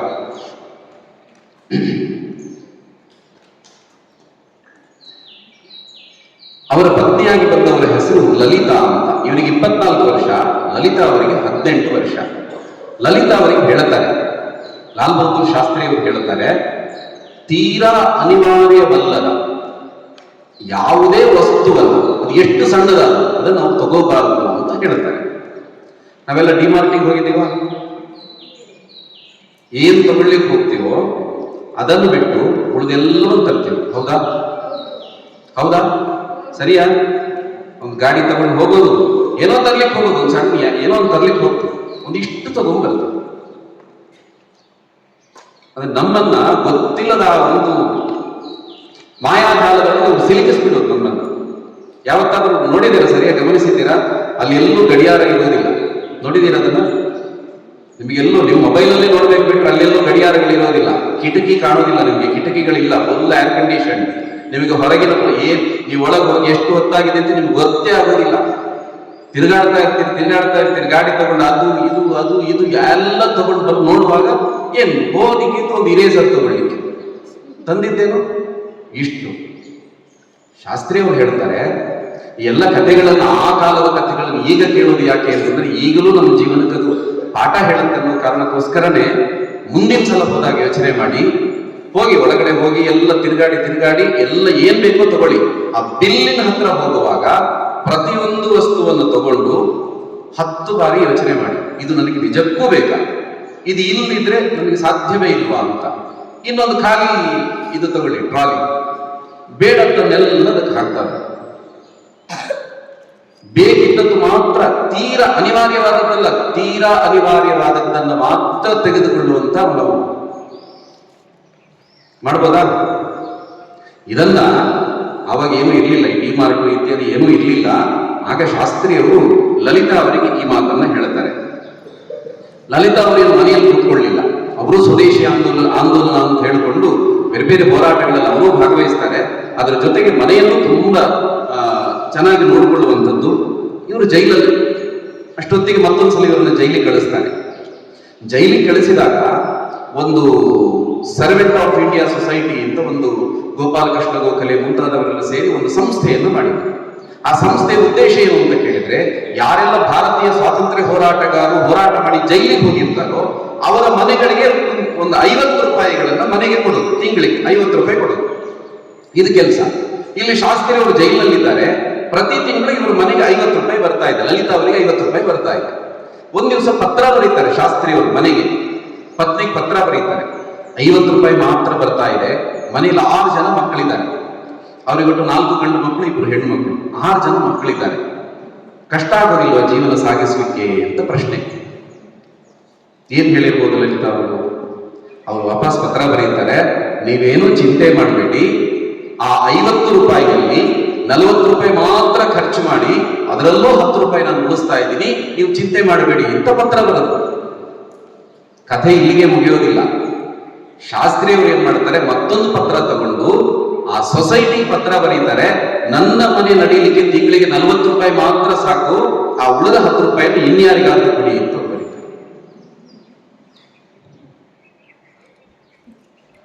ಈಗ ನೀವು ನೆನಪು ಮಾಡ್ತಾ ಹೋಗ್ಬೇಕು. ನೀವು ಆಗ ಹೇಳದಂತ ಮಂತ್ರಿ, ಶಾಸಕ, ಅರಬ್ನಲ್ಲಿ ಹೇಳಿದ್ರಲ್ಲ, ಅವರನ್ನೆಲ್ಲ ನೆನಪು ಮಾಡ್ತಾ ಹೋಗ್ಬೇಕು. ಇದು ಶಾಸ್ತ್ರಿಯವರ ಮನೋಭಾವ ಅಂತ ಅನ್ನುವಂಥದ್ದು. ಇವರು ಜೈಲಲ್ಲಿದ್ದಾರೆ. ಜೈಲಲ್ಲಿರುವಾಗ ಸುದ್ದಿ ಬರುತ್ತದೆ, ಇವರ 2 ಹೆಣ್ಣು ಮಕ್ಕಳಲ್ಲಿ ಒಬ್ಬಳಿಗೆ ಅನಾರೋಗ್ಯ ಇದೆ ಅಂತ, ತೀರಾ ಅನಾರೋಗ್ಯ ಇದೆ, ಅದಕ್ಕೋಸ್ಕರ ಅವ್ರು ಬರಬೇಕು ಅಂತ. ಅದಕ್ಕೊಂದು ವ್ಯವಸ್ಥೆ ಇದೆ. ಆ ತರ ಬರಲೇಬೇಕು ಅಂತಿದ್ದಾಗ ಜೈಲಿನಿಂದ ಬಿಡುಗಡೆಯಾಗಲಿಕ್ಕೆ ಒಂದು ಪೆರೋಲ್ ಅಂತ ಒಂದು ವ್ಯವಸ್ಥೆ ಇದೆ. ಆ ಬ್ರಿಟಿಷ್ ಸರ್ಕಾರ ಪೆರೋಲ್ ಅನ್ನು ಕೊಡ್ತದೆ. ಎಷ್ಟು ದಿನ? 15 ದಿವಸದವರೆಗೆ ನೀವು ಹೋಗಿ ವಾಪಸ್ ಬರ್ಬೋದು ಅಂತ. ಇವರು ಬರ್ತಾರೆ. ಬಂದು ಸ್ವಲ್ಪ ಇವರು ಬರುವಷ್ಟರಲ್ಲಿ ಇವರ ಮಗಳು ತೀರ್ಕೊಳ್ತಾರೆ. ತೀರ್ಕೊಳ್ಳಿಕ್ಕೆ ಕಾರಣ ಏನು ಅಂತಂದ್ರೆ, ಡಾಕ್ಟರೆಲ್ಲ ಔಷಧಿ ಬರ್ಕೊಟ್ಟಿದ್ದಾರೆ, ಆದ್ರೆ ಔಷಧಿ ತೆಗೆದುಕೊಳ್ಳೋದಕ್ಕೆ ಇವ್ರ ಹತ್ರ ದುಡ್ಡಿರಲಿಲ್ಲ. ದುಡ್ಡಿಲ್ಲದ ಕಾರಣಕ್ಕೆ ಮಗಳನ್ನು ಕಳ್ಕೊಂಡು. ಎಷ್ಟು ದಿನ ಪೆರೋಲಲ್ಲಿ ಬಂದಿರೋದು? 15 ದಿವಸ. ಬರುವಾಗಲೇ ಮಗಳು ತೀರ್ಕೊಂಡಾಗಿದೆ. ಏನ್ ಮಾಡ್ಬೇಕು ಇವರು? ತಕ್ಷಣ ವಾಪಸ್ ಕೊಟ್ಟು ಅಲ್ಲಿ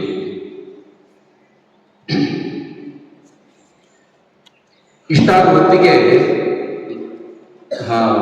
ಪತ್ನಿ, ಅಂದ್ರೆ ಇವರ ಪತ್ನಿಯು ಸ್ವಲ್ಪ ಅವರಿಗೆ ಹುಷಾರಿಲ್ಲ ಅಂತಂದ್ರೆ ಮನೆಯ ಪೌಷ್ಟಿಕ ಆಹಾರಗಳೇ ಇಲ್ಲ. ಹಾಲು ಕುಡಿಯೋಣ ಅಂತಂದ್ರೆ ಹಾಲು ಇಲ್ಲ. ಆ ರೀತಿಯ ಪರಿಸ್ಥಿತಿ. ಇವ್ರು ಮತ್ತೆ ಪತ್ರ ಬರೀತಾರೆ, ನೋಡು ಏನಾದರೂ ವ್ಯವಸ್ಥೆ ಮಾಡಿಕೊಂಡು ದಿನದಲ್ಲಿ 1 ಲೋಟ ಹಾಲು ಕುಡಿಬೇಕು ನೀವು ಅಂತ. ಎಲ್ಲಿಂತದ್ದು ಹಾಲು? 1 ಲೋಟ ಹಾಲು ಎಲ್ಲಿಂತದ್ದು?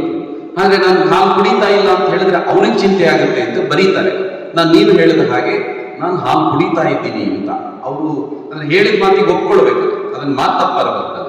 ಇವರು ಹಾಲು ಕುಡಿತಾ ಇದ್ದದ್ದು ಯಾವುದರಲ್ಲಿ ಅಂತ ಕೇಳಿದ್ರೆ, ಈ ಕುಂಕುಮ ಹಾಕುವ ಡಬ್ಬಿ ಇದೆಯಲ್ಲ, ಸಣ್ಣ ಡಬ್ಬಿ, ಅದರಲ್ಲಿ ಹಾಲು ಕುಡಿತಾ ಇದ್ದಾರಂತೆ ಲಲಿತಾ ಅವರು. ಅದನ್ನ ಗಂಡನಿಗೆ ಹೇಳಬೇಕಷ್ಟೇ, ನಾನು ಹಾಲು ಕುಡಿತಾ ಇದ್ದೀನಿ ಅಂತ. ಎಷ್ಟು? ನಾನು ಹಾಲು ಇಷ್ಟೇ.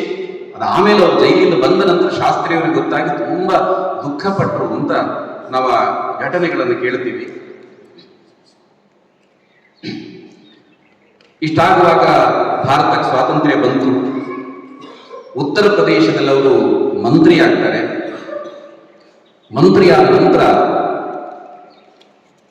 ಜನರಿಗೆ ಏನಿತ್ತು, ಸ್ವಾತಂತ್ರ್ಯ ಬಂದಿದೆ ಅಂದ್ರೆ ಇವರು ಮಂತ್ರಿ, ಉತ್ತರ ಪ್ರದೇಶದಲ್ಲಿ ಮಂತ್ರಿ ಅಂದ್ರೆ ದೇಶದ ಪ್ರಧಾನಿ ಜವಾಹರ್ಲಾಲ್ ನೆಹರು ಆಗಿದ್ದಾರೆ. ಇವರು ಉತ್ತರ ಪ್ರದೇಶದಲ್ಲಿ ಮಂತ್ರಿ ಆಗಿದ್ದಾರೆ. ಬೇರೆ ಬೇರೆ ಒಂದು 2-3 ಮಂತ್ರಿ ಆಗ್ತಾರೆ, 2-3 ಸಲ. ಅಲ್ಲಿ ಜನರಿಗೆ ಏನಾಗಿದೆ, ನಮಗೆ ಸ್ವಾತಂತ್ರ್ಯ ಬಂದಾಗ ನಮಗೆ ಬೇಕಾದ್ದೆಲ್ಲವೂ ಸಿಗುತ್ತೆ ಅಂತ ಅವರದ್ದೇನು ಮನಸ್ಸಲ್ಲಿತ್ತು. ಆದ್ರೆ ಆ ದಿನದ ವ್ಯವಸ್ಥೆಗಳು ಹಾಗಿರ್ಲಿಲ್ಲ. ಜನರೆಲ್ಲ ಸರ್ಕಾರದ ವಿರುದ್ಧ ಪ್ರತಿಭಟನೆಗಳಿಗೆ ಬರ್ತಾರೆ.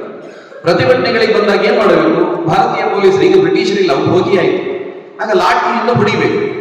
ಹಾಗೆ ಇವರು ಮಂತ್ರಿ ಆಗಿದ್ರು. ಹೇಳ್ತಾರೆ, ಮೊದಲ ಬಾರಿಗೆ ಯಾರು ಲಾಲ್ ಬಹದ್ದೂರ್ ಶಾಸ್ತ್ರಿ ಹೇಳ್ತಾರೆ, ಅಲ್ಲಿ ಹೋರಾಟಕ್ಕೆ ಬಂದಿರೋರು ನಮ್ಮವರೇ, ನಾವೇನು ಬ್ರಿಟಿಷರಲ್ಲ, ಅವರೇನು ಹೊರಗಿನವರಲ್ಲ, ಅದಕ್ಕೆ ಲಾಠಿ ಬಳಸಬಾರ್ದು, ಜಲಫಿರಂಗಿಗಳನ್ನು ಬಳಸೋದು ಅಂತ. ಇವತ್ತೆಲ್ಲ ನೋಡ್ತೀವಲ್ಲ, ನೀರು ಬಿಡೋದು. ಅಂದ್ರೆ ಅವರೊಟ್ಟು ಹೋರಾಟದಿಂದ ಹಿಂದಕ್ಕೆ ಹೋಗ್ಬೇಕಂದ್ರೆ ಅವರಿಗೆ ನೋವಾಗಬಾರ್ದು. ಇದನ್ನ ಮೊದಲು ಬಳಕೆ ಮಾಡಿದಂಥದ್ದು ಲಾಲ್ ಬಹದ್ದೂರ್ ಶಾಸ್ತ್ರಿ. ಅನೇಕ ಸುಧಾರಣೆಗಳನ್ನು ತರ್ತಾರೆ. ಮಹಿಳಾ ಕಂಡಕ್ಟರ್ಗಳ ನೇಮಕ ಮಾಡುವಂಥದ್ದು, ಬಸ್ಗಳಲ್ಲಿ ಮಹಿಳೆಯರನ್ನು ತರುವುದು, ಕಂಡಕ್ಟರ್ಗಳನ್ನು ಮಾಡುವುದು, ಇದನ್ನ ತಂದವರು ಲಾಲ್ ಬಹದ್ದೂರ್ ಶಾಸ್ತ್ರಿ ಅವರು. ಅದನ್ನ ತರ್ತಾರೆ. ಮುಂದೆ ಅವರು ಕೇಂದ್ರಕ್ಕೆ ತರ್ತಾರೆ. ಭಾರತದ ಕೇಂದ್ರದ ರೈಲ್ವೆ ಮಿನಿಸ್ಟರ್ ಆಗ್ತಾರೆ, ರೈಲ್ವೆ ಮಂತ್ರಿ ಆಗ್ತಾರೆ. ಈ ಮಂತ್ರಿ ಆದಂಥ ಸಂದರ್ಭದಲ್ಲಿ ಒಂದು ರೈಲಿನ ಅಪಘಾತ.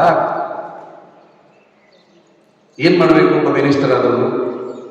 ಇವತ್ತು ನಾವೆಲ್ಲ ನೋಡ್ತೀವಿ, ಒಬ್ಬ ಯಾರೋ ಮಿನಿಸ್ಟರ್ ಇದ್ದಾನೆ, ಅವನ ಬಗ್ಗೆ ಏನೋ ಒಂದು ಅಪವಾದ ಬರ್ತದೆ, ಏನೇನೋ ಬರ್ತದೆ, ಅವರೆಲ್ಲ ನಾವು ಹಾಗೆ ಮಾಡಿಲ್ಲ, ಇದು ಮಾಡಿಲ್ಲ, ಹೀಗೆ ದಿನ ಕಳೀತಾ ಅವರೇ ಮಿನಿಸ್ಟರ್ಗಳಾಗಿ ಮುಂದುವರಿತಾರೆ. ಇಲ್ಲಿ ಅಪಘಾತ ಆದಾಗ ಶಾಸ್ತ್ರೀಯವರು ಯೋಚನೆ ಮಾಡೋದು, ಈ ಅಪಘಾತಕ್ಕೆ ನಾನು ಕಾರಣ ಅಂತ. ಅವ್ರ ಕಾರಣ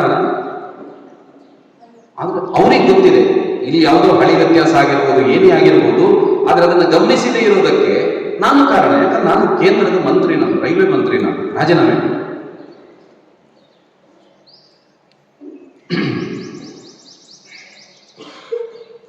ಮುಂದೆ ಅವರು ಭಾರತದ ಗೃಹ ಮಂತ್ರಿ ಆಗ್ತಾರೆ, ಹೋಮ್ ಮಿನಿಸ್ಟರ್ ಆಗ್ತಾರೆ. ಗೃಹ ಮಂತ್ರಿ ಅಂದ್ರೆ ಎಷ್ಟು ದೊಡ್ಡ ಪ್ರಧಾನಮಂತ್ರಿ ಇಲ್ಲ, ನಂತರದ ಸ್ಥಾನ ಗೃಹ ಮಂತ್ರಿ ಆಗ್ತಾರೆ. ಎಷ್ಟು ಸರಳವಾಗಿದ್ರು ಆಗುವುದು ಅಂತಂದ್ರೆ, ಒಂದ್ಸಲ ಅವ್ರು ಕಾರಲ್ಲಿ ಬರ್ತಾ ಇದ್ದಾರೆ, ಬರುವಾಗ ಒಂದು ಕಡೆ ರೈಲ್ವೆ ಗೇಟ್ ಹಾಕಿದ್ದಾರೆ. ರೈಲ್ವೆ ಗೇಟ್ ಹಾಕಿರೋದಂದ್ರೆ ನೋಡಿದ್ದೀರಿ ನೀವು, ಅಲ್ಲೆಲ್ಲ ಆ ರೈಲ್ವೆ ಪಟ್ಟಿಗಳನ್ನ ದಾಟಿ ಹೋಗಬೇಕು, ಆದ್ರೆ ಮಧ್ಯದಲ್ಲಿ ರೈಲ್ವೆ ಪಟ್ಟಿಗಳಿದೆ. ಆ ರೈಲ್ ಬರ್ತದೆ ಅನ್ನೋದು ಗೇಟ್ಗಳನ್ನು ಹಾಕ್ತಾರೆ ಅಲ್ವಾ. ಈ ಗೇಟ್ ಹಾಕಿದ್ದಾರೆ. ಗೇಟ್ ಹಾಕುವಾಗ ಲಾಲ್ ಬಹದ್ದೂರ್ ಶಾಸ್ತ್ರಿ ಕೇಳ್ತಾರೆ, ಇನ್ನೆಷ್ಟು ಹೊತ್ತಿದೆ ಅಂತ. ಈಗ ಒಂದು ಕಂಟಿನ್ಯೂ 2-3 ರೈಲ್ಗಳು ಹೋಗ್ಲಿಕ್ಕಿದೆ, ಹಾಗಾಗಿ ಒಂದು 10 ನಿಮಿಷ ಅಂತೂ ಖಂಡಿತ ಆಗತ್ತೆ ಅಂತ. ಆವಾಗಿನ ಕಾಲದಲ್ಲಿ ಫೇಸ್ಬುಕ್, ವಾಟ್ಸ್ಆ್ಯಪ್, ಇನ್ನೊಂದು ಕೆಲವರು ಪತ್ರಿಕೆನೂ ನೋಡೋದಿಲ್ಲ. ಹಾಗೆ ಬಂದಿರುವವರು ದೇಶದ ಹೋಮ್ ಮಿನಿಸ್ಟರ್ ಅಂತ ಯಾರಿಗೂ ಗೊತ್ತಿಲ್ಲ. ಇವರು ತಕ್ಷಣ ಅಲ್ಲಿ ಕೆಳಗಿಳಿದು, ನಮ್ಮ ಕಬ್ಬಿನ ಜ್ಯೂಸಿನ ಅಂಗಡಿ ಇದೆ, ಒಬ್ಬ ಕಬ್ಬು ಜ್ಯೂಸ್ ಮಾಡ್ತಾ ಇದ್ದ, ಅಲ್ಲಿ ಹೋಗಿ ಕಬ್ಬು ಕುಡಿದು ಅದಕ್ಕೆ ದುಡ್ಡು ಕೊಟ್ಟು ವಾಪಸ್ ಬಂದು ಕೂತ್ಕೊಳ್ತಾರೆ. ಒಟ್ಟು ಇವರು ವಾಪಸ್ ಹೋದ ನಂತರ ಗೊತ್ತಾಗುತ್ತೆ ಅವನಿಗೆ, ನೀನ್ ಬಂದು ಹೋಗಿದ್ದು ಗೃಹ ಮಂತ್ರಿ ಅಂತ. ಇವತ್ತಿನವರಾದ್ರೆ ಏನ್ ಮಾಡ್ತಾರೆ, ಬೇಕು ಅಂತ ಸಣ್ಣ ಸಣ್ಣ ಹೋಟ್ಲಿಗೆ ಹೋಗೋರಿದ್ದಾರೆ. ನಾನೊಂದು ಸಣ್ಣ ಹೋಟ್ಲಿಗೆ ಬಂದಿದ್ದೀನಿ ಅಂತ, ಅದು ಯಾಕೆ ಮಾಡೋದು ಅಂತ ಕೇಳಿದ್ರೆ ಒಂದು ಫೋಟೋ ಕ್ಲಿಕ್ ಮಾಡಿ ತಕ್ಷಣ ಇವ್ರು ಯಾರ ಜೊತೆನೂ ಅದನ್ನು ಹಂಚಿಕೊಳ್ಳಿಲ್ಲ. ಅವ್ರು ಇದ್ದದ್ದೇ ಹಾಗೆ. ಆ ರೀತಿ ಒಂದ್ಸಲ ಇವರ ಮಗನಿಗೆ, ಇವರು ಕೇಂದ್ರದ ಮಂತ್ರಿ ಆಗಿದ್ದರಾಗಲೇ ಇವರ ಮಗ ಹರಿಕೃಷ್ಣ ಅಂತ ಒಬ್ಬ, 4 ಜನರಿಗೆ ಒಬ್ಬ ಹರಿಕೃಷ್ಣನಿಗೆ ಅವನು ಲೈಲ್ಯಾಂಡ್ ಕಂಪನಿಯಲ್ಲಿ ಕೆಲಸ ಮಾಡ್ತಾ ಇದ್ದ. ಆ ಕಂಪನಿಯಲ್ಲಿ ಅವನಿಗೆ ಪ್ರಮೋಷನ್ ಕೊಟ್ಟು, ಯಾವಾಗ ಇವರು ಕೇಂದ್ರದ ಮಂತ್ರಿ ಆದ ದಿವಸ, ಅದೇ ದಿವಸ ಅವನಿಗೆ ಪ್ರಮೋಷನ್ ಕೊಟ್ಟು. ಅವನು ಬಹಳ ಖುಷಿಯಲ್ಲಿ ಬಂದ, ಪ್ರಮೋಷನ್ ಪತ್ರ ತಗೊಂಡು ಬಂದ. ಅಪ್ಪ ನನಗೆ ಪ್ರಮೋಷನ್ ಸಿಕ್ತು ಅಂತ. ಶಾಸ್ತ್ರಿ ಅವ್ರಿಗೆ ಖುಷಿ ಆಗಿಲ್ಲ. ಅವ್ರು ಖುಷಿ ಆಗಿಲ್ಲ. ಅವ್ರು ಹೇಳ್ತಾರೆ, ನೀನು ಅದಕ್ಕೆ ರಾಜೀನಾಮೆ ಕೊಡು ಅಂತ ಹೇಳ್ತಾರೆ. ವಿಚಿತ್ರ ಅಲ್ವಾ? ಮಗನಿಗೆ ಪ್ರಮೋಷನ್ ಸಿಕ್ಕಿದೆ, ಅಪ್ಪ ಹೇಳ್ತಾರೆ ರಾಜೀನಾಮೆ ಕೊಡೋದಕ್ಕೆ ಅಂತ. ಮಗನಿಗೆ ಆಶ್ಚರ್ಯ ಆಗುತ್ತೆ, ಯಾಕೆ ಅಂತ ಕೇಳಿದ. ನೋಡು, ನಿನಗೆ ಪ್ರಮೋಷನ್ ಸಿಕ್ಕಿದ್ದು ನೀನೇನೆ ಚೆನ್ನಾಗಿ ಕೆಲಸ ಮಾಡ್ತೀನಿ ಅಂತಲ್ಲ, ನಾನು ಕೇಂದ್ರದ ಮಂತ್ರಿ ಆಗಿದ್ದೇನೆ ಅನ್ನೋ ಕಾರಣಕ್ಕೋಸ್ಕರ ನಿನಗೆ ಪ್ರಮೋಷನ್ ಕೊಟ್ಟಿರೋದು. ಅದರ ಅರ್ಥ ಏನು, ನಾಳೆ ಅವನು ಯಾವುದೋ ಕೆಲಸಕ್ಕೆ ನನ್ನಿಂದ ಕೆಲಸ ಆಗ್ಬೇಕಾಗಿರ್ತದೆ, ಅದಕ್ಕೋಸ್ಕರ ಅವನು ಬರ್ತಾನೆ ಇಲ್ಲಿಗೆ. ಅದು ಕಾನೂನಿನ ವಿರುದ್ಧ ಇರ್ತದೆ. ನೀನೀಗ ಈ ಬಡ್ತಿಯನ್ನು ತೆಗೆದುಕೊಂಡ್ರೆ, ನೀನು ಈ ಪ್ರಮೋಷನ್ ನೀನು ಸ್ವೀಕಾರ ಮಾಡಿದರೆ ಆ ಕೆಲಸವನ್ನು ನಾನು ಮಾಡಬೇಕಾಗುತ್ತೆ. ಹರಿಕೃಷ್ಣನಿಗೆ ಅರ್ಥ ಆಗುತ್ತೆ. ಅವನು ಹೋಗಿ ರಿಸೈನ್ ಮಾಡ್ತಾನೆ. ಅವನಿಗೆ ಯಾವ್ದು ಪ್ರಮೋಷನ್ ಅಂತ ಕೊಟ್ಟಿದ್ದು, ಪ್ರಮೋಷನ್ ತೆಗೆದುಕೊಳ್ಳೋದು ಮಾತ್ರ ಅಲ್ಲ, ಅದನ್ನು ನಿರಾಕರಣೆ ಮಾಡಿದ್ದು ಮಾತ್ರವಲ್ಲ, ಕೆಲಸಕ್ಕೆ ರಾಜೀನಾಮೆ ಕೊಡ್ತಾನೆ. ಇದು ಶಾಸ್ತ್ರಿಯವರು ತನ್ನ ಮಕ್ಕಳನ್ನ ಬೆಳೆಸಿದಂತ ರೀತಿ. ಈ ಮಿನಿಸ್ಟರ್ಗಳೆಲ್ಲ, ನಾನು ಆಗ ಒಂದು ಹೇಳೋದು ಬರುತ್ತೆ, ಮಿನಿಸ್ಟರ್ಗಳೆಲ್ಲ ಬೇರೆ ಬೇರೆ ಈ ದೊಡ್ಡ ದೊಡ್ಡ ಬಟ್ಟೆ ಅಂಗಡಿಗಳಿಗೆಲ್ಲ ಹೋಗ್ತಾರಲ್ಲ, ಅಲ್ಲೆಲ್ಲ ದುಡ್ಡು ಕೊಡ್ತಾರ. ಅವರು ದುಡ್ಡು ಕೊಡ್ತಾರ, ಕಾಸ್ಟ್ಲಿ ಇದ್ದು ಯಾವುದೋ ತೋರಿಸಿ ಅಂತ ಹೇಳ್ತಾರೆ. ಮತ್ತೆ ಅವನಿಗೂ ಖುಷಿ ಆಗಿರ್ತದೆ, ಯಾರೋ ಮಿನಿಸ್ಟರ್ ಬಂದಿದ್ದಾರಲ್ಲ ಅಂತ ಹೇಳಿ. ಅದಕ್ಕೇನು ಕೇಂದ್ರದ ಮಿನಿಸ್ಟರ್ ಬರಬೇಕು ಅಂತಿಲ್ಲ, ಇಲ್ಲಿ ಒಬ್ಬ MLA ಹೋದ್ರು ಸಾಕು, ಸಾಮಾನ್ಯ. ಅವನು ಹೋದ್ರು ಒಂದಿಷ್ಟು ಕಾಸ್ಟ್ಲಿ ಸೀರೆಗಳನ್ನೆಲ್ಲ ಪ್ಯಾಕ್ ಮಾಡಿ ಗಿಫ್ಟ್ ಅಂತ ಕೊಟ್ಟು ಕಳಿಸ್ತಾರೆ. ಇವರು ನೋಡ್ಬೇಕು ಅಂತ ಒಂದು ಮಳಿಗೆ ಹೋಗ್ತಾರೆ. ಮಳಿಗೆ ಹೋದಾಗ ಅಲ್ಲೆಲ್ಲ ಒಂದಷ್ಟು ಸೀರೆಗಳು ಅನಿಸ್ತದೆ. ನಾನು ಒಂದು ಸೀರೆನೂ ತೆಗೆಸ್ಕೊಟ್ಟಿಲ್ಲ ಇಲ್ಲಿವರೆಗೆ, ಮದುವೆ ನಂತರ ಹೊಸ ಸೀರೆ ಅಂತ ತೆಗೆಸ್ಕೊಟ್ಟಿಲ್ಲ ಲಲಿತಾಗಿ. ಸೀರೆ ತಗೊಳ್ಳುವ ಅಂತ ಮನಸ್ಸಾಯ್ತು. ಅಂಗಡಿಯಲ್ಲಿ ಹೇಳ್ತಾರೆ ಯಜಮಾನಿಗೆ, ಒಂದಷ್ಟು ಸೀರೆ ತೋರಿಸಿ ಅಂತ. ಅವನಿಗೆ ಭಾರಿ ಖುಷಿ. ಒಂದಷ್ಟು ಕಾಸ್ಟ್ಲಿ ತಂದಿಟ್ಟ. ಕಾಸ್ಟ್ಲಿ ಅಂತ ಆಗಿನ ಕಾಲಕ್ಕೆ 3,000 ರೂಪಾಯಿ ಸೀರೆ. ಇವ್ರು ಹೇಳಿದ್ರು ಇಷ್ಟೆಲ್ಲ ಬೇಡ ಅಂತ 100 ರೂಪಾಯಿ ಸೀರೆ ತಗೊಂಡು, 100 ರೂಪಾಯಿ ಸೀರೆ ತಗೊಂಡು ಆ 100 ರೂಪಾಯಿ ದುಡ್ಡನ್ನು ಕೊಟ್ಟರು. ಅವ್ನು ಹೇಳಿದ, ಇಲ್ಲ ನಿಮ್ಮ ಹತ್ರ ದುಡ್ಡು ಇಲ್ಲ, ದುಡ್ಡನ್ನು ಕೊಟ್ಟು ಅದನ್ನು ತಗೊಂಡ್ಬಂದು ಪತ್ನಿ ಕೊಡಿಸ್ತಾರೆ. ಇದು ಅವರ ಸರಳತೆ ಮತ್ತು ಪ್ರಾಮಾಣಿಕತೆ. ಒಂದ್ಸಲ ತಮಿಳುನಾಡಿಗೆ ಹೋಗ್ತಾರೆ ಪತ್ನಿಯನ್ನು ಕರ್ಕೊಂಡು. ಅಲ್ಲಿ ಹೋದಾಗ ಇವರೆಲ್ಲ, ಲಲಿತಾ ಅವರು ಮಾತಾಡ್ತಾ ಇರುವಾಗ ಸುಮಾರು ಜನ ಹೆಂಗಸರ ಮೂಗಿನ ನಂತೇನಿದೆ, ಮೂಗುತಿ, ಅದರಲ್ಲಿ ಸಣ್ಣ ವಜ್ರದ ಕಲ್ಲುಗಳು, ಅದನ್ನೆಲ್ಲ ನೋಡಿ ಇವರಿಗೂ ಮನಸ್ಸಾಗುತ್ತೆ. ನಾನು ಒಂದು ಮೂಗುತಿ ತಗೊಂಡ್ರೆ ಹೇಗಿರ್ತದೆ ಅಂತ ಇವ್ರ ಮನಸ್ಸಿಗೆ ಬಂತು. ಹಾಗೆ ವಾಪಸ್ ಕಾರಲ್ಲಿ ಬರ್ತಾ ಹೇಳ್ತಾರೆ ಗಂಡನ ಹತ್ರ, ಅಲ್ಲೆಲ್ಲ ನಾನು ನೋಡಿದೆ, ಆ ಮೂಗುತಿಗೆ ಒಂದು ಸಣ್ಣ ವಜ್ರದ ನತ್ತು, ಸಣ್ಣದು, ಅದಕ್ಕೇನು ಹೆಚ್ಚು ಖರ್ಚಾಗೋದಿಲ್ಲ, ಒಂದು ತಗೊಂಡ್ರೆ ಭಾರಿ ಒಳ್ಳೇದಿತ್ತು ಅಂತ ಅಂದ್ರು. ಏನು ಹೇಳ್ಬೇಕು ಶಾಸ್ತ್ರಿಯವರು? ಅವ್ರು ಹೇಳ್ತಾರೆ, ನಮಗೆಲ್ಲ ಆ ವಜ್ರದ ಕಲ್ಲಿನ ಅವಶ್ಯಕತೆ ನಮಗಿಲ್ಲ. ಅಂತ ಹೇಳಿ ಒಂದಷ್ಟು ಹೇಳ್ತಾರೆ, ಅವರು ಸಹಜವಾಗಿ ಅವರ ಸ್ವಭಾವ ಅದೆಲ್ಲ ಬೇಡ ನಮಗೆ ಅನ್ನುವ ರೀತಿಯಲ್ಲಿ ಹೇಳ್ತಾರೆ, ಅಲ್ಲಿ ಮುಗೀತದದು. ಆದ್ರೆ ರಾತ್ರಿ ಮಲಗಿದಾಗ ಲಲಿತಾ ಅವರಿಗೆ ಅನಿಸುತ್ತೆ, ನಾನೊಂದು ವಜ್ರದ ಸಣ್ಣ ಕಲ್ಲು ಬೇಕು ಅಂತ ಹೇಳಿ ಇವರ ಮನಸ್ಸು ನೋಯಿಸಿದೆ ನಾನು ಅಂತ ಕಣ್ಣೀರು ಹಾಕ್ತಾರೆ. ಮತ್ತು ಬೆಳಗ್ಗೆ ಎದ್ದುಕೊಂಡು ನಾನು ನಿನ್ನೆ ಸ್ವಲ್ಪ ತಪ್ಪು ಮಾಡಿಬಿಟ್ಟೆ, ನನಗೆ ಯಾವ ವಜ್ರ ಗಿಜ್ರ ಎಂಥದ್ದು ಬೇಡ, ಅದು ಎಷ್ಟೇ ಸಣ್ಣದಾಗಲಿ ನನಗೆ ಬೇಡ ಅಂತ ಹೇಳಿ ಅವರು ಕ್ಷಮೆ ಕೇಳ್ತಾರೆ. ಇವರು ಅದನ್ನು ನಕ್ಕಲ್ಲಿ ಬಿಟ್ಬಿಡ್ತಾರೆ. ಇದಾಗಿ ಸ್ವಲ್ಪ ದಿನಕ್ಕೆ ಒಂದು ಕೆಲವು ತಿಂಗಳು ಕಳೆದಿದೆ. ಲಲಿತಾ ಅವರು ಮರೆತು ಬಿಟ್ಟಿದ್ದಾರೆ, ಇಲ್ಲೊಂದಷ್ಟು ಸಮಯ ಹೋಗಿದೆ. ಆದ್ರೆ ಇವರೊಂದು ಸಣ್ಣ ವಜ್ರದ ನತ್ತು ಇರುವಂತ ಆ ಮೂಗುತಿಯನ್ನು ತಂದು ಕೊಡ್ತಾರೆ ಕೊನೆಗೆ. ಅದು ಎಷ್ಟು ದುಡ್ಡು ಉಳಿಸಿಯೋ ಅಥವಾ ಎಷ್ಟು ಊಟ ಉಳಿಸಿಯೋ ಗೊತ್ತಿಲ್ಲ, ಹಾಗೆ ಮಾಡಿರ್ತಾರೆ. ಎಲ್ಲೋ ಒಂದಷ್ಟು ದಿನ ಊಟ ಮಾಡದೆ ಏನೋ ಮಾಡದೆ ಕೊಡಬೇಕು ಅನ್ನೋ ಕಾರಣಕ್ಕೋಸ್ಕರ, ಅಂದ್ರೆ ಪತ್ನಿ ಆಸೆ ತೀರಿಸಬೇಕು ಅನ್ನೋ ಕಾರಣಕ್ಕೋಸ್ಕರ ಕೊನೆಗೆ ಅದನ್ನು ತಂದು ಕೊಡ್ತಾರೆ. ಹೀಗೆ ಒಬ್ಬ ದೇಶದ ಗೃಹ ಮಂತ್ರಿ ಆಗಿದ್ದಂಥ ವ್ಯಕ್ತಿ ಆ ಹಂತಕ್ಕೆ, ಇನ್ನು ಪ್ರಧಾನಿ ಆಗಿಲ್ಲ, ಆ ಹಂತಕ್ಕೆ ಇಷ್ಟೊಂದು ಸರಳತೆ, ಇಷ್ಟೊಂದು ಪ್ರಾಮಾಣಿಕತೆ ಇರ್ಲಿಕ್ಕೆ ಸಾಧ್ಯ ಇದೆಯಾ ಅಂತ ನಾವು ಈಗ ಅವಲೋಕನ ಮಾಡಬೇಕು. ನಾನು ಅದಕ್ಕೆ ಶಾಸಕರು ಹೇಗಿರ್ತಾರೆ ಅಂತ ಕೇಳಿದಾಗ ನೀವು ಹೇಳಿದ್ರಿ ಅವ್ರು ಹೀಗೆಲ್ಲ ಇರ್ತಾರೆ ಅಂತ. ಇವರು ಹೇಗಿದ್ರು ಒಬ್ಬರು ದೇಶದ ಪ್ರಧಾನಿ ಆದವರು ಅಂತ, ಅದಕ್ಕೆ ನಿಮ್ಮ ಕಣ್ಣು ಮುಂದೆ ಇಡುವಂತ ಪ್ರಯತ್ನ ಮಾಡ್ತಾ ಇದ್ರು. ಯಾಕೆ ನಿಮ್ಮ ಕಣ್ಣು ಮುಂದೆ ಇಡೋದು ಅಂತಂದ್ರೆ, ಇಲ್ಲಿರುವ ಯಾರು ಕೂಡ ನಾಳೆ ಮುಖ್ಯಮಂತ್ರಿ ಆಗ್ಲಿಕ್ಕೆ ಸಾಧ್ಯ ಇದೆ ಅಲ್ವಾ? ಒಬ್ಬ ಶಾಸಕನೋ ಅಥವಾ ಒಬ್ಬ ಸಂಸದನೋ ಅಥವಾ ಮಂತ್ರಿಯೋ ಅಥವಾ ಮುಖ್ಯಮಂತ್ರಿಯೋ ಅಥವಾ ಪ್ರಧಾನಮಂತ್ರಿನೂ ಆಗ್ಬೋದು, ಯಾರಿಗೆ ಗೊತ್ತು ಅಲ್ವಾ? ಸಾಧ್ಯತೆ ಇದೆಯಲ್ವಾ?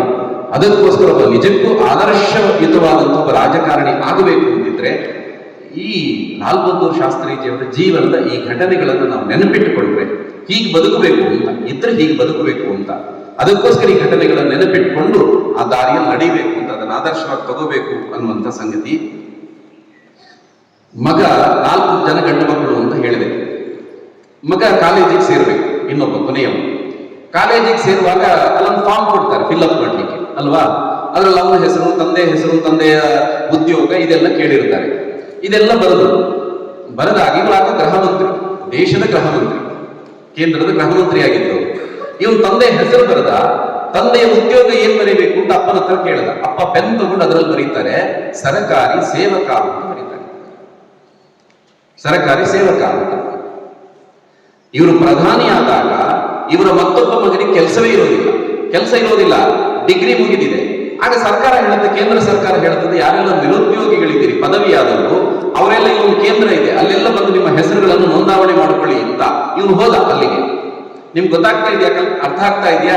ಸ್ವತಃ ದೇಶದ ಪ್ರಧಾನಿಯ ಮಗ ಪದವಿಯಾಗಿದೆ, ಉದ್ಯೋಗಕ್ಕೋಸ್ಕರ ಆ ಕೇಂದ್ರಕ್ಕೆ ಹೋಗ್ತಾನೆ, ತನ್ನ ಹೆಸರನ್ನ ಅಲ್ಲಿ ಫಾರ್ಮ್ ಫಿಲ್ಅಪ್ ಮಾಡ್ಲಿಕ್ಕೆ ಹೋಗ್ತಾನೆ. ಅವನು ಕೇಳ್ತಾನೆ, ನಿನ್ನ ತಂದೆ ಯಾರು ಅಂತ, ತಂದೆ ಉದ್ಯೋಗ ಏನು ಅಂತ. ಅವನು ಹೇಳಿದ ಪ್ರಧಾನಮಂತ್ರಿ ಅಂತ. ಅರ್ಥ ಆಗ್ತಾ ಇದೆಯಾ ಏನು ಅಂತ? ಈ ರೀತಿಯ ಆದರ್ಶ ಅನ್ನುವಂಥದ್ದು.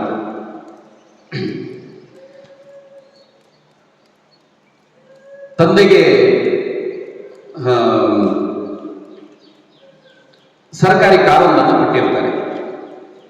ಅವತ್ತು ಆ ಕಾರಿನ ಹೆಸರು ಮರೆತೆ ನಾನು. ಅವರಿಗೆ ಅವರಾಗ ಕೇಂದ್ರದ ಮಂತ್ರಿ ಆಗಿದ್ರು, ಅದಕ್ಕೋಸ್ಕರ ಒಂದು ಕಾರ್ ಕೊಟ್ಟಿರ್ತಾರೆ. ಈ ಕಾರ್ನಲ್ಲಿ ಅವ್ರು ಹೇಗೆ ಓಡಾಟ ಮಾಡೋದು ಅಂತ ಕೇಳಿದ್ರೆ, ಸರ್ಕಾರಿ ಕೆಲಸವನ್ನೆಲ್ಲ ಮುಗಿಸ್ಕೊಳ್ಳೋದು, ಇನ್ನು ಮನೆಗೆ ಬರ್ಬೇಕಲ್ಲ, ಎಲ್ಲ ಕೆಲಸ ಮುಗಿಯಿತು. ಮನೆಗೆ ಬರುವಾಗ ಆ ಕಾರಿನ ಡ್ರೈವರ್ ಒಬ್ಬ ಇದ್ದಾನೆ, ಅವನಿಗೆ ಹೇಳೋದು ಇದನ್ನು ಕಚೇರಿಯಲ್ಲಿ ಇಡಬೇಕು ಅಂತ ಹೇಳಿ ಅಲ್ಲೊಂದು ಲೋಕಲ್ ಟ್ಯಾಕ್ಸಿ ಹಿಡ್ಕೊಂಡು ಮನೆಗೆ ಬರೋದು. ಮಕ್ಕಳಿಗೆ ಇವರು ಕಾರ್ ಯಾವುದು ಅಂತ ಅವ್ರು ಕಣ್ಣಲ್ಲೇ ನೋಡಿಲ್ಲ, ಅವ್ರ ಕಾರ್ ಹೇಗಿದೆ ಅಂತ ಕಣ್ಣಲ್ಲೇ ನೋಡಿಲ್ಲ. ಆದ್ರೆ ಮಕ್ಕಳಿಗೆ ಒಂದ್ಸಲ ನೋಡ್ಬೇಕು ಅಂತ, ಅದ್ರಲ್ಲಿ ಓಡಾಟ ಮಾಡ್ಬೇಕು ಅಂತ ಮನಸ್ಸು ಇದ್ದೇ ಇರುತ್ತಲ್ಲ ಸಾಮಾನ್ಯವಾಗಿ. ಅಪ್ಪನ ಕಾರಲ್ಲಿ ಓಡಾಟ ಮಾಡ್ಬೇಕು ಅಂತ. ಅದಕ್ಕೆ ಏನ್ ಮಾಡ್ತಾರೆ, ಅವರ PA ಇರ್ತಾರೆ, ಸೆಕ್ರೆಟರಿ, ಅವ್ರ ಹತ್ರ ಹೋಗಿ ತುಂಬಾ ಬಿದ್ದು ಅಪ್ಪನಿಗೆ ಗೊತ್ತಾಗದ ಹಾಗೆ ಒಂದ್ಸಲ ಕಾರ್ ಮನೆಗೆ ತಗೊಂಡು ಬನ್ನಿ ಅಂತ. ಅವನು ಕೊನೆಗೆ ಆಯ್ತು, ಇವ್ರು ಸ್ವಲ್ಪ ಎಲ್ಲೋ ದೂರದ ಪ್ರವಾಸದಲ್ಲಿರುವಾಗ ಅವರಿಗೆ ಗೊತ್ತಿಲ್ಲದಂತೆ ಕಾರನ್ನು ಮನೆಗೆ ತಂದ. ಈ ಮಕ್ಕಳೆಲ್ಲ ಬಹಳ ಖುಷಿಯಲ್ಲಿ ಇದ್ರಲ್ಲಿ ಓಡಾಟ ಮಾಡ್ತಾರೆ. ಎಷ್ಟು ದೂರ? ಒಂದು 12-14 ಕಿಲೋಮೀಟರ್ ಎಲ್ಲ ಪೂರ್ತಿ ತಿರುಗಾಡಿ ಬರ್ತಾರೆ. ಬಂದು ಹಾಗೆ ಕಾರ್ ವಾಪಸ್ ಹೋಗ್ತದೆ. ಶಾಸ್ತ್ರಿಯವರಿಗೆ ಗೊತ್ತಿಲ್ಲ ಅಂತ ಇವ್ರು ಅಂದಾಜು. ವಿಷಯ ಶಾಸ್ತ್ರಿಯವರಿಗೆ ಗೊತ್ತಾಯ್ತು. ಏನ್ ಮಾಡ್ತಾರೆ ಇವರು? ಮಕ್ಕಳಿಗೆ ಏನು ಹೇಳೋದಿಲ್ಲ. ಆ ತನ್ನ ಸಹಾಯಕರನ್ನು ಕರೆದು ಕೇಳ್ತಾರೆ, ನಿನ್ನೆ ಒಟ್ಟ ಮಕ್ಕಳು ತಿರುಗಾಡಿದ್ರ ಖರ್ಚು ಎಷ್ಟು ಅಂತ. ಅವನು ಹೇಳ್ದ, ಒಂದು 14 ಕಿಲೋಮೀಟರ್. ಅವನು ಅಂದ್ಕೊಂಡಿದ್ದ ನನಗೂ ಬೈತಾರೆ ಅಂತ, ಅವ್ರು ಯಾರಿಗೂ ಬೈಲಿಲ್ಲ. ಅವ್ರೇನ್ ಮಾಡಿದ್ರು, 14 ಕಿಲೋಮೀಟರ್ಗೆ ಎಷ್ಟು ಖರ್ಚಾಗತ್ತೆ? ಅವನು ಹೇಳಿದೆ ಇಂತಿಷ್ಟು ಅಂತ. ಇವರು ಏನ್ ಮಾಡ್ತಾರೆ, ಪತ್ನಿಗೆ ಹೋಗಿ ಲಲಿತಾಗೆ ಹೋಗಿ ಹೇಳ್ತಾರೆ, ನನ್ನ ಒಟ್ಟು ಆ ಸಂಪಾದನೆ ದುಡ್ಡು ಏನಿದೆ ಅದರಲ್ಲಿ ಇಷ್ಟನ್ನ ಇಲ್ಲಿ ಕೊಡು, ಅದು ನಿನ್ನೆ ಖರ್ಚಲ್ಲ, ಸರ್ಕಾರದ ಇದಕ್ಕೆ ಹೋಗಿದೆ, ಅದು ನನ್ನ ಖರ್ಚಿಗೆ ಹಾಕಿ ಅದನ್ನ ಅಲ್ಲಿ ಕೊಡಬೇಕು ಅಂತ. ಇದು ಪ್ರಾಮಾಣಿಕತೆ ಅಂತ ಹೇಳೋದು. ಒಂದು ಸರ್ಕಾರದ, ಇವತ್ತು ನಾವು ಒಂದು ಟೂರಿಸ್ಟ್ ಸ್ಪಾಟ್ಗೆ ಹೋಗಿ ನಿಂತ್ಕೊಳ್ಳಿ, ಅಲ್ಲಿ ತುಂಬಾ ಸರ್ಕಾರಿ ಅಧಿಕಾರಿಗಳ ವಾಹನಗಳು ಬರ್ತಾವ. ಅದರಲ್ಲಿ ಸರ್ಕಾರಿ ಅಧಿಕಾರಿಗಳು ತಮ್ಮ ಡ್ಯೂಟಿಗೋಸ್ಕರ ಬಂದಿರೋದಿಲ್ಲ, ತಮ್ಮ ಫ್ಯಾಮಿಲಿಯನ್ನು ಕರ್ಕೊಂಡು ಬಂದಿರ್ತಾರೆ. ನೋಡಿದೀರಾ? ಆ ಕಾರಣ ಮೊದಲು ಅವರ ಫ್ಯಾಮಿಲಿಯನ್ನು ಕರ್ಕೊಂಡು ಹೋಗಿ ಟೂರಿಗೆ ಕರ್ಕೊಂಡು ಹೋಗ್ಲಿಕ್ಕೆ ಇರೋದಲ್ಲ, ಅದು ಸರ್ಕಾರದ ಕೆಲಸಕ್ಕೋಸ್ಕರ ಇರುವಂತದ್ದು. ಇದಕ್ಕೆ ಆದರ್ಶವನ್ನು ಅವರು ಅವತ್ತೇ ಹಾಕೊಟ್ರು ಲಾಲ್ ಬಹದ್ದೂರ್ ಶಾಸ್ತ್ರಿ. ಮುಂದೆ ಲಾಲ್ ಬಹದ್ದೂರ್ ಶಾಸ್ತ್ರಿ ಅವರು, ನೆಹರು ಅವರ ನಿಧನ ಆಗುತ್ತೆ. ಅಷ್ಟೊತ್ತಿಗೆ 62ನೇ ಇಸ್ವಿಯಲ್ಲಿ ಒಂದು ದೊಡ್ಡ ದುರಂತ ನಮ್ಮ ದೇಶಕ್ಕೆ, ಅಂದ್ರೆ ಚೀನಾದ ಜೊತೆ ಯುದ್ಧ ಆಗುತ್ತೆ. ಆ ಯುದ್ಧದಲ್ಲಿ ನಾವು ಗೆಲ್ಲಬಹುದಾಗಿತ್ತು. ನಮ್ಮ ನೀತಿಗಳ ಕಾರಣಕ್ಕೋಸ್ಕರ, ನಮ್ಮ ನಾಯಕರ ನೀತಿಗಳ ಕಾರಣಕ್ಕೋಸ್ಕರ ನಮ್ಮ ಸೈನಿಕರನ್ನು ನಾವು ಬಲಿ ಕೊಟ್ವಿ. ಅವರಿಗೆ ಬೇಕಾದಂತಹ ಕಾಡುತೂಸುಗಳು, ಬಂದೂಕು ಇತ್ಯಾದಿಗಳನ್ನು ಕೊಡದೆ ಆ ಚೀನಿ ಸೈನಿಕರ ಕೈಯಲ್ಲಿ ಸಾಯುವ ಹಾಗೆ, ಅದಕ್ಕೆ ಕಾರಣರು ನಾವೇ ಆದ, ಅಂದ್ರೆ ನಮ್ಮ ವ್ಯವಸ್ಥೆ ಆಗಿತ್ತು ಆ ದಿವಸದಲ್ಲಿ. ಅಷ್ಟು ಮಾತ್ರ ಅಲ್ಲ, ಲಕ್ಷಾಂತರ ಕಿಲೋಮೀಟರ್ ಭೂಮಿಯನ್ನು ಚೀನಾ ಕಬಳಿಸಿತು. ಒಟ್ಟು ಇಂಥ ಸಂದರ್ಭದಲ್ಲಿ ನೆಹರು ತೀರ್ಕೊಳ್ತಾರೆ, ಮುಂದೆ ಯಾರು ಪ್ರಧಾನಿ ಅಂತ ಎಲ್ಲರೂ ತೋರಿಸೋದು ಲಾಲ್ ಬಹದ್ದೂರ್ ಶಾಸ್ತ್ರಿ ಅವರನ್ನ, ಅವರೇ ಪ್ರಧಾನಿ ಆಗಬೇಕು ಅಂತ. ಆದ್ರೆ ಪ್ರಧಾನಿ ಆಗೋದು ಆ ಸಂದರ್ಭದಲ್ಲಿ ಸುಲಭದ ಮಾತು ಆಗಿರಲಿಲ್ಲ. ಯಾಕೆಂದ್ರೆ ಆಗತಾನೆ ಅದು 65ರ ಹೊತ್ತು, 62ರಲ್ಲಿ ಯುದ್ಧ ಆಗಿತ್ತು, 65ರ ಹೊತ್ತು ಯುದ್ಧ, ಅದರ ಕಾರ್ಮಾಡ ಇನ್ನೂ ನಿಂತಿಲ್ಲ. ಯಾಕಂದ್ರೆ ಅಷ್ಟೆಲ್ಲ ಸಾವು ನೋವುಗಳಾಗಿದೆ. ಒಂದು ಕಡೆ ದೇಶದಲ್ಲಿ ಆಹಾರದ ಕೊರತೆ ಇದೆ, ಜನ ಎಲ್ಲ ಹಾಹಾಕಾರ ಮಾಡ್ತಾ ಇದ್ದಾರೆ. ಮತ್ತೊಂದು ಕಡೆ ಪಾಕಿಸ್ತಾನ ಹೊಂಚಾಗ್ತಾ ಇದೆ. ಒಳಗಡೆನೂ ಸಮಸ್ಯೆ ಇದೆ, ಹೊರಗಡೆನೂ ಸಮಸ್ಯೆ ಇದೆ. ಅಂತಹ ಸಂದರ್ಭದಲ್ಲಿ ಲಾಲ್ ಬಹದ್ದೂರ್ ಶಾಸ್ತ್ರಿ ಅವರು ಈ ದೇಶದ ಪ್ರಧಾನಮಂತ್ರಿ ಆಗ್ತಾರೆ. ಪ್ರಧಾನಮಂತ್ರಿ ಆದ ಕ್ಷಣದಿಂದ ಅವರು ಮಾಡಿದ್ದು, ನಮಗೆ ಅಮೆರಿಕದಿಂದ ಗೋಧಿ ಬರ್ತಾ ಇತ್ತು. ಈ ಗೋಧಿ ಯಾವಾಗ ಲಾಲ್ ಬಹದ್ದೂರ್ ಪ್ರಧಾನಿಯಾದ ಆ ಕ್ಷಣದಿಂದ ಅಮೆರಿಕ ಬೇಕು ಅಂತ ವ್ಯಂಗ್ಯ ಮಾಡ್ಲಿಕ್ಕೆ ಪ್ರಾರಂಭ ಮಾಡಿತು. ನಿಮಗೆ ಕಳಪೆ ಗೋಧಿಗಳನ್ನು ಕಳಿಸ್ತೀರಿ, ಅದನ್ನೇ ತಿಂದು ಸಾಯಿರಿ ಅಂತ ಈ ರೀತಿ ಎಲ್ಲ ಹೇಳಲಿಕ್ಕೆ ಶುರು ಮಾಡಿತು ಅಮೆರಿಕ. ಶಾಸ್ತ್ರಿ ಯೋಚನೆ ಮಾಡ್ತಾರೆ, ನಾವು ಈಗ ನಮ್ಮ ಕಾಲ ಮೇಲೆ ನಾವು ನಿಲ್ಲದೆ ಹೋದ್ರೆ ಅಂಥ ದೇಶಗಳಿಗೆ, ಆ ದರಿದ್ರ ದೇಶಗಳಿಗೆ ನಾವು ತಲೆಬಾಗಬೇಕಾಗತ್ತೆ. ಅದಕ್ಕೆ ಅವರು ಯೋಚನೆ ಮಾಡಿದ್ದು, ಎಲ್ಲರೂ ತಮ್ಮ ತಮ್ಮ ಮನೆಗಳಲ್ಲಿ, ಅಂದ್ರೆ ಮೊದಲ ಕೆಲಸ, ಆಮೇಲೆ ಬೇರೆ ಹಸಿರು ಕ್ರಾಂತಿ ಇತ್ಯಾದಿ ಎಲ್ಲ ಆಯ್ತು. ಮೊದಲ ಕೆಲಸ ಏನು ಅಂತಂದ್ರೆ, ನಿಮ್ಮ ಮನೆಗಳಲ್ಲಿ ನಿಮಗೆ ಬೇಕಾದ್ದನ್ನ ನೀವು ಬೆಳೆಯುವ ಹಾಗೆ ವ್ಯವಸ್ಥೆ ಮಾಡ್ಕೊಳ್ಬೇಕು ಮೊದಲು. ಅದಕ್ಕೆ ಮೊದಲು ಇಲ್ಲಿ ಏನ್ ಮಾಡಿದ್ದು ಅಂತಂದ್ರೆ, ಪ್ರಧಾನಿ ನಿವಾಸ ಎಲ್ಲ ನೋಡಿರ್ಬೋದು, ನಾವು ಇವತ್ತು ಟಿವಿಯಲ್ಲೆಲ್ಲ ನೋಡ್ಬೋದು. ಹಿಂದೆ ಸ್ವಲ್ಪ ಒಂದು ಅಂದಾಜು ಮಾಡ್ಬೋದಾ, ಅಷ್ಟು ವರ್ಷದ ಹಿಂದೆ ಹೀಗಿದ್ದಿರ್ಬೋದು ಅಂತ. ಅಲ್ಲೆಲ್ಲ ಹೂದೋಟಗಳಿತ್ತು. ಆ ಹೂದೋಟಗಳೆಲ್ಲವನ್ನ ತೆಗೆಸಿ ಅಲ್ಲೆಲ್ಲ ಗೋಧಿ ಬೆಳೆಸಿದ್ರು. ಮೊದಲಲ್ಲಿ ಮಾಡ್ತಾರೆ. ನಂತರ ಎಲ್ಲರೂ ತಮ್ಮ ತಮ್ಮ ಮನೆಗಳಲ್ಲಿ ಬೆಳೆಸ್ಕೊಳ್ಳಿ ಅಂತ ಹೇಳಿ, ಕೃಷಿಕರಿಗೆ ಎಷ್ಟು ಸಾಧ್ಯವೋ ಅಷ್ಟು ಸಹಾಯಧನ ಇತ್ಯಾದಿ ಎಲ್ಲವನ್ನು ಕೊಟ್ಟು, ಅದಕ್ಕೆ ಹೊಸ ತಂತ್ರಜ್ಞಾನಗಳ ಮೂಲಕ ಕೃಷಿಯನ್ನು ಹೇಗೆ ಅಭಿವೃದ್ಧಿಪಡಿಸೋದು ಅಂತ ಇಡೀ ದೇಶಾದ್ಯಂತ ಸಂಚಾರ ಮಾಡಿ, ಕೇವಲ ಅಲ್ಪ ಕಾಲದಲ್ಲೇ ಹಸಿರು ಕ್ರಾಂತಿಗೆ ನಾಂದಿ ಹಾಡ್ತಾರೆ. ಜೈ ಜವಾನ್ ಜೈ ಕಿಸಾನ್ ಅಂತ ಹೇಳಿದ ಆ ಹೊತ್ತಿಗೆ ರೈತರಿಗೆಲ್ಲ ಅಷ್ಟು ಬೆಂಬಲವನ್ನು ಕೊಡ್ತಾರೆ. ಒಂದು ಹಂತಕ್ಕೆ ಅಮೆರಿಕವೇ ತಣ್ಣಗಾಗ್ಬೇಕು. ಅಮೆರಿಕಕ್ಕೆ ಇವತ್ತು ನಾವು ತಲೆಬಾಗಬೇಕು ಅನ್ನುವಂಥ ಪರಿಸ್ಥಿತಿಯನ್ನು ತೊಡೆದು ಹಾಕಿ ಆ ಪರಿಸ್ಥಿತಿಯನ್ನು ನಿಭಾವಣೆ ಮಾಡಿದರು. ಅಷ್ಟು ಹೊತ್ತಿಗೆ ಅಮೆರಿಕಕ್ಕೆ ಒಂದು ಪ್ರವಾಸಕ್ಕೆ ಹೋಗಬೇಕಿತ್ತು. ಆ ಪ್ರವಾಸಕ್ಕೆ ಹೋಗಬೇಕಿದ್ದಂತ ಸಂದರ್ಭದಲ್ಲಿ ಅಮೆರಿಕ ಹೇಳುತ್ತೆ, ನೋಡಿ, ನೀವು ಮತ್ತೆ ಪಾಕಿಸ್ತಾನದ ಪ್ರಧಾನಮಂತ್ರಿ ಇಬ್ಬರು ಒಟ್ಟೊಟ್ಟಿಗೆ ಬರ್ತಾ ಇದ್ದೀರಿ, ನಿಮ್ದು ಬೇರೆ, ನೀವು ಬರುವಂತಹ ದಿನಾಂಕವನ್ನು ಬದಲು ಮಾಡಿ ಅಂತ. ಏನ್ ಮಾಡಬೇಕು? ಅವರ ದೇಹ ನೋಡಿದ್ರ, ನೀವು ಫೋಟೋ ನೋಡಿದ್ರ, ಲಾಲ್ ಬಹದ್ದೂರ್ ಶಾಸ್ತ್ರೀಜಿ ಅವ್ರ ಫೋಟೋ ನೋಡಿದ್ರ, ಅವ್ರು ಹೆಚ್ಚು ಉದ್ದ ಇಲ್ಲ, ಕುಳ್ಳಗೆ ಒಂದು 5 ಅಡಿ 2 ಇಂಚ್ ಅಷ್ಟೇ ಇದ್ದದ್ದು. ತುಂಬಾ ಕುಳ್ಳಗಿನ ದೇಹ ಮತ್ತು ತುಂಬಾ ದಪ್ಪನೂ ಇರಲಿಲ್ಲ, ಕೃಶವಾದಂತಹ ಶರೀರ. ಅವರು ನೋಡಿದ್ರೆ ಇವರೇನೋ ಭಾರಿ ಸಾಧನೆ ಮಾಡ್ತಾರೆ ಅಂತ ಅನಿಸೋದೇ ಇಲ್ಲ, ಆ ರೀತಿ ಒಂದು ದೇಹ. ಅವರು ಹೇಳ್ತಾರೆ ಅಮೆರಿಕಕ್ಕೆ, ನಾನೊಂದ್ಸಲ ದಿನಾಂಕ ಕೊಟ್ಟಾಗಿದೆ, ಮತ್ತದನ್ನು ಬದಲು ಮಾಡ್ಲಿಕ್ಕೆ ಸಾಧ್ಯ ಇಲ್ಲ, ನಿಮ್ಮಲ್ಲಿ ಬರುವುದೇ ಇಲ್ಲ, ನನ್ನ ಆ ದಿವಸಕ್ಕೆ ನನ್ನ ಉಳಿದ ಕೆಲಸಗಳನ್ನು ನಾನು ನೋಡ್ಕೊಳ್ತೀನಿ, ನೀವು ಹೇಳಿದ್ರಿಂದ ನನ್ನ ದಿನಾಂಕ ಬದಲು ಮಾಡುವುದಿಲ್ಲ ಅಂತ. ಆವತ್ತಿನ ಕಾಲ, ನಾನು ಆಗಲೇ ಹೇಳಿದ್ರೆ, ಬಹಳ ಕಷ್ಟದ ಪರಿಸ್ಥಿತಿ ಇದೆ ದೇಶಕ್ಕೆ. ಒಂದು ಕಡೆ ರಷ್ಯಾ, ಇನ್ನೊಂದು ಕಡೆ ಚೀನಾ, ಇನ್ನೊಂದು ಕಡೆ ಪಾಕಿಸ್ತಾನ, ಇನ್ನೊಂದು ಕಡೆ ದೇಶದೊಳಗೆ ಈ ಸಮಸ್ಯೆ ಇದ್ದಾಗಲೂ ಅವರು ತಲೆಬಾಗಲಿಲ್ಲ ಅನ್ನೋದಕ್ಕೆ ಇದೊಂದು ಉದಾಹರಣೆ. ಅವರ ಬಟ್ಟೆಗಳು ಹೇಗಿತ್ತು ಅಂತ ಆಗೆಲ್ಲ ಹೇಳಿದ್ರಲ್ಲ, ಅವರೆಲ್ಲ ಯಾವ್ಯಾವ ರೀತಿ ಬಟ್ಟೆ ಧರಿಸ್ತಾರೆ ಅಂತ ಉಳಿದ ರಾಜಕಾರಣಿಗಳು ಅಂತ ನೀವೆಲ್ಲ ಆಗ ನೆನಪು ಮಾಡ್ಕೊಳ್ರಿ ಒಂದ್ಸಲ. ಇವರ ಹತ್ರ ಇದ್ದದ್ದು ಅದೇ ಹರಕಲು ಮುರ್ಕಲು ಒಂದು ಖಾದಿ ಜುಬ್ಬಾ ಪೈಜಾಮ ಇಂಥದ್ದೇ ಇದ್ದದ್ದು. ರಷ್ಯಾದಲ್ಲಿ ತಾಷ್ಕೆಂಟಿಗೆ ಹೋಗ್ತಾರೆ. ಅಲ್ಲೆಲ್ಲ ವಾತಾವರಣ ಎಷ್ಟು ಅಂತ ಕೇಳಿದ್ರೆ ಝೀರೋ ಡಿಗ್ರಿ. ಇವತ್ತಿಲ್ಲಿ 38 ಬಿಸಿ ಇದೆಯಲ್ಲ, ಅಲ್ಲಿ ಝೀರೋ ಇರ್ತದೆ. ಝೀರೋ ಅಂದ್ರೆ ಎಷ್ಟು ಉಷ್ಣಾಂಶ, ಅದು ಫ್ರಿಜ್ ಒಳಗಡೆ ಇರುವ ಹಾಗೆ. ಆ ರೀತಿ ಅಂಥ ಸಂದರ್ಭದಲ್ಲೂ ಕೂಡ ಒಂದು ಸಾಕ್ಸ್ ಕೂಡ ಹಾಕೊಳ್ಳಿಕ್ಕಿಲ್ಲ ಅವರ ಹತ್ರ. ಅದೇ ಬಟ್ಟೆ ಅಕಸ್ಮಾತ್ ಒಂದು 3-4 ಬಟ್ಟೆ ಇದೆ, ಆ ಬಟ್ಟೆಯನ್ನು ಬದಲಿಸಿ ಹಾಕೋದು. ಯಾವ್ದಾದ್ರು ಒಂದೆರಡು ಬಟ್ಟೆ ಅದು ಹರಿದು ಹೋಯಿತು ಅಂತಂದ್ರೆ ಆ 2 ಬಟ್ಟೆಯನ್ನ ಸರಿ ಮಾಡ್ಕೊಂಡು, ಆ 2 ಸರಿ ಮಾಡ್ಕೊಂಡು ಅಂದ್ರೆ ಹರಿದು ಹೋದ ಜಾಗವನ್ನು ತೇಪೆ ಹಾಕೊಂಡು ಗೊತ್ತಾಗದ ಹಾಗೆ 2 ಒಂದು ಮಾಡಿಬಿಟ್ಕೊಂಡು ಮತ್ತೆ ಅದನ್ನು ಹಾಕೊಂಡು ಹೋಗುದು. ಈ ರೀತಿ ಅವರು ಎಷ್ಟು ಐಷಾರಾಮಿ ಬಟ್ಟೆಯನ್ನು ಕೂಡ ಧರಿಸಬಹುದಾಗಿದ್ರು ಕೂಡ ಅವರು ಧರಿಸಲಿಲ್ಲ ಅಂತ.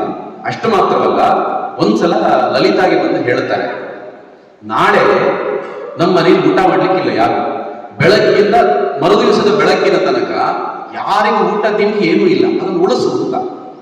ಲಲಿತಾ ಗೊತ್ತಾಯ್ತು, ಅವ್ರೇನು ಪ್ರಶ್ನೆ ಮಾಡೋದಿಲ್ಲ, ಇವ್ರು ಏನೋ ಒಂದು ಉದ್ದೇಶ ಇದ್ದೇ ಇರುತ್ತೆ ಅಂತ.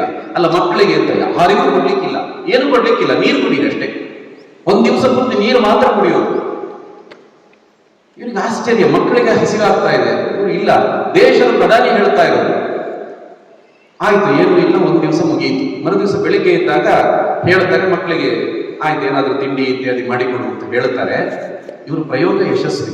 ಅಂದ್ರೆ ಯಾಕೆ ಮಾಡಿದ್ದು ಅಂತಂದ್ರೆ, ಒಂದು ದಿನ ಉಪವಾಸ ಇದ್ರೆ ಮನುಷ್ಯನಿಗೆ ಏನೂ ಆಗೋದಿಲ್ಲ ಅಂತ ಪ್ರಯೋಗ ಮಾಡಬೇಕಿತ್ತು. ಯಾಕೆ ಪ್ರಯೋಗ ಅಂತಂದ್ರೆ, ಆಮೇಲೆ ದೇಶದ ಜನರನ್ನು ಉದ್ದೇಶಿಸಿ ಹೇಳುತ್ತಾರೆ, ನನ್ನ ಮನೆಯಲ್ಲಿ ನಾನು ನಿನ್ನೆ ಪ್ರಯೋಗ ಮಾಡಿದೆ, ಹಾಗಾಗಿ ನಾವೆಲ್ಲರೂ ದೇಶದ ಹಿತದೃಷ್ಟಿಯಿಂದ ಕನಿಷ್ಠ ವಾರದಲ್ಲಿ ಒಂದು ದಿನ ಉಪವಾಸ ಇರೋಣ ಅಂತ, ದೇಶವನ್ನು ಉಳಿಸ್ಲಿಕ್ಕೋಸ್ಕರ. ಅಂದ್ರೆ ಮೊದಲು ಸುಮ್ಮನೆ ಹೇಳಲಿಲ್ಲ. ಇವತ್ತೆಲ್ಲ ನಾವು ಪತ್ರಿಕೆಗಳಲ್ಲಿ ನೋಡ್ತೀವಿ, ಅದು ಭಾಷಣಗಳನ್ನು ಕೇಳ್ತೀವಿ, ಅಲ್ಲಿ ಯಾರೋ ಒಬ್ಬ ಬಂದು ಹೇಳ್ತಾನೆ, ಎಲ್ಲರೂ ಮಾತೃಭಾಷೆಯಲ್ಲಿ ಶಿಕ್ಷಣ ಮಾಡಬೇಕು ಅಂತ ಒಬ್ಬ ಮಂತ್ರಿ ಹೇಳ್ತಾನೆ, ಅವನ ಮಕ್ಕಳು ಇಂಗ್ಲಿಷ್ ಮೀಡಿಯಂ ಹೋಗ್ತಾ ಇರ್ತಾರೆ. ಇವರು ಆ ರೀತಿ ಅಲ್ಲ, ದೇಶಕ್ಕೆ ಹೇಳುವ ಮೊದಲು ತಾನು ಮೊದಲು ಪ್ರಯೋಗ ಮಾಡಿಕೊಂಡು ಅದರಿಂದ ಏನು ಆರೋಗ್ಯಕ್ಕೆ ತೊಂದರೆ ಇಲ್ಲ ಅಂತ ಖಚಿತಪಡಿಸಿಕೊಂಡು ದೇಶದ ಹಿತದೃಷ್ಟಿ ಆನಂತರ ಸಮಾಜಕ್ಕೆ ಅವರು ಕರೆಯನ್ನು ಕೊಡುವಂಥದ್ದು ಒಂದು. ಇದಿಷ್ಟ ಆಗುವಾಗ ಮಕ್ಕಳೆಲ್ಲ ಯೋಚನೆ ಮಾಡ್ತಾರೆ, ನಮಗೊಂದು ಸ್ವಂತ ಕಾರ್ ತಗೋಬೇಕು ಅಂತ. ಪ್ರಧಾನಿ ಆಗಿರುವಾಗ ಅವ್ರಿಗೆ ಓಡಾಟಕ್ಕೆ ಬೇರೆ ಕಾರ್ ಇದೆ, ಅದನ್ನ ಮನೆಗೆ ತರೋದಿಲ್ಲ, ಆಗ್ಲೇ ಹೇಳಿದೆ ನನ್ನ ಕತೆ. ಒಂದು ಕಾರ್ ತಗೋಬೇಕು ಅಂತ. ಕಾರಿಗೆ ಎಷ್ಟು ಅಂತ ಕೇಳಿದ್ರೆ 12,000 ರೂಪಾಯಿ. 12,000 ರೂಪಾಯಿ. ಇವರ ಹತ್ರ ಅಷ್ಟಿಲ್ಲ, ಒಂದು 5,000 ರೂಪಾಯಿ ಕಡಿಮೆ ಇದೆ ಇವರ ಹತ್ರ. ಅದಕ್ಕೆ ಏನ್ ಮಾಡ್ತಾರೆ, ಪಂಜಾಬ್ ನ್ಯಾಷನಲ್ ಬ್ಯಾಂಕಿಗೆ ಹೋಗಿ ಹೇಳ್ತಾರೆ, ನನಗೆ 5,000 ರೂಪಾಯಿ ಸಾಲ ಬೇಕು. ಬಹುಶಃ ಅದಕ್ಕಿಂತ ಮುಂದೆ ಅಂತೂ ನಡೆದಿರ್ಲಿಕ್ಕಿಲ್ಲ, ಅವರಿಗಿಂತ ಮುಂದೆ. ಅವರಿಗೆ ನಂತರ ಇನ್ನಂತೂ ನಡೀಲಿಕ್ಕೆ ಸಾಧ್ಯವೂ ಇಲ್ಲ. ಒಬ್ಬ ಪ್ರಧಾನಮಂತ್ರಿ ಹೋಗಿ 5,000 ರೂಪಾಯಿ ಸಾಲಕ್ಕೋಸ್ಕರ ಒಂದು ಬ್ಯಾಂಕಿಗೆ ಹೋಗ್ತಾರೆ ಅಂತಂದ್ರೆ, ಹೋಗಿ ಅವರೆಲ್ಲ ಆಗ್ತದೆ ಒಂದಷ್ಟು ಗಂಟೆಗಳ ಒಳಗೆ ಇವರಿಗೆ 5,000 ರೂಪಾಯಿ ಸ್ಯಾಂಕ್ಷನ್ ಆಗುತ್ತೆ. ತಗೊಂಡ್ಬರ್ಬೇಕಲ್ಲ ಪುಣ್ಯಾತ್ಮ. ಇವರು ಆ ಬ್ಯಾಂಕಿನ ಮ್ಯಾನೇಜರ್ ಅನ್ನು ಕರೆದು ಹೇಳ್ತಾರೆ, ನಾನು ಬಂದು ಕೆಲವು ಗಂಟೆಗಳಲ್ಲಿ 5,000 ರೂಪಾಯಿ ನನಗೆ ಲೋನ್ ಸ್ಯಾಂಕ್ಷನ್ ಮಾಡಿದ್ರಿ. ಇದು ನನಗೆ ಮಾತ್ರನಾ ಅಥವಾ ದೇಶದ ಎಲ್ಲಾ ಜನರಿಗೂ ಹೀಗೆ ವ್ಯವಸ್ಥೆ ಇದೆಯಾ?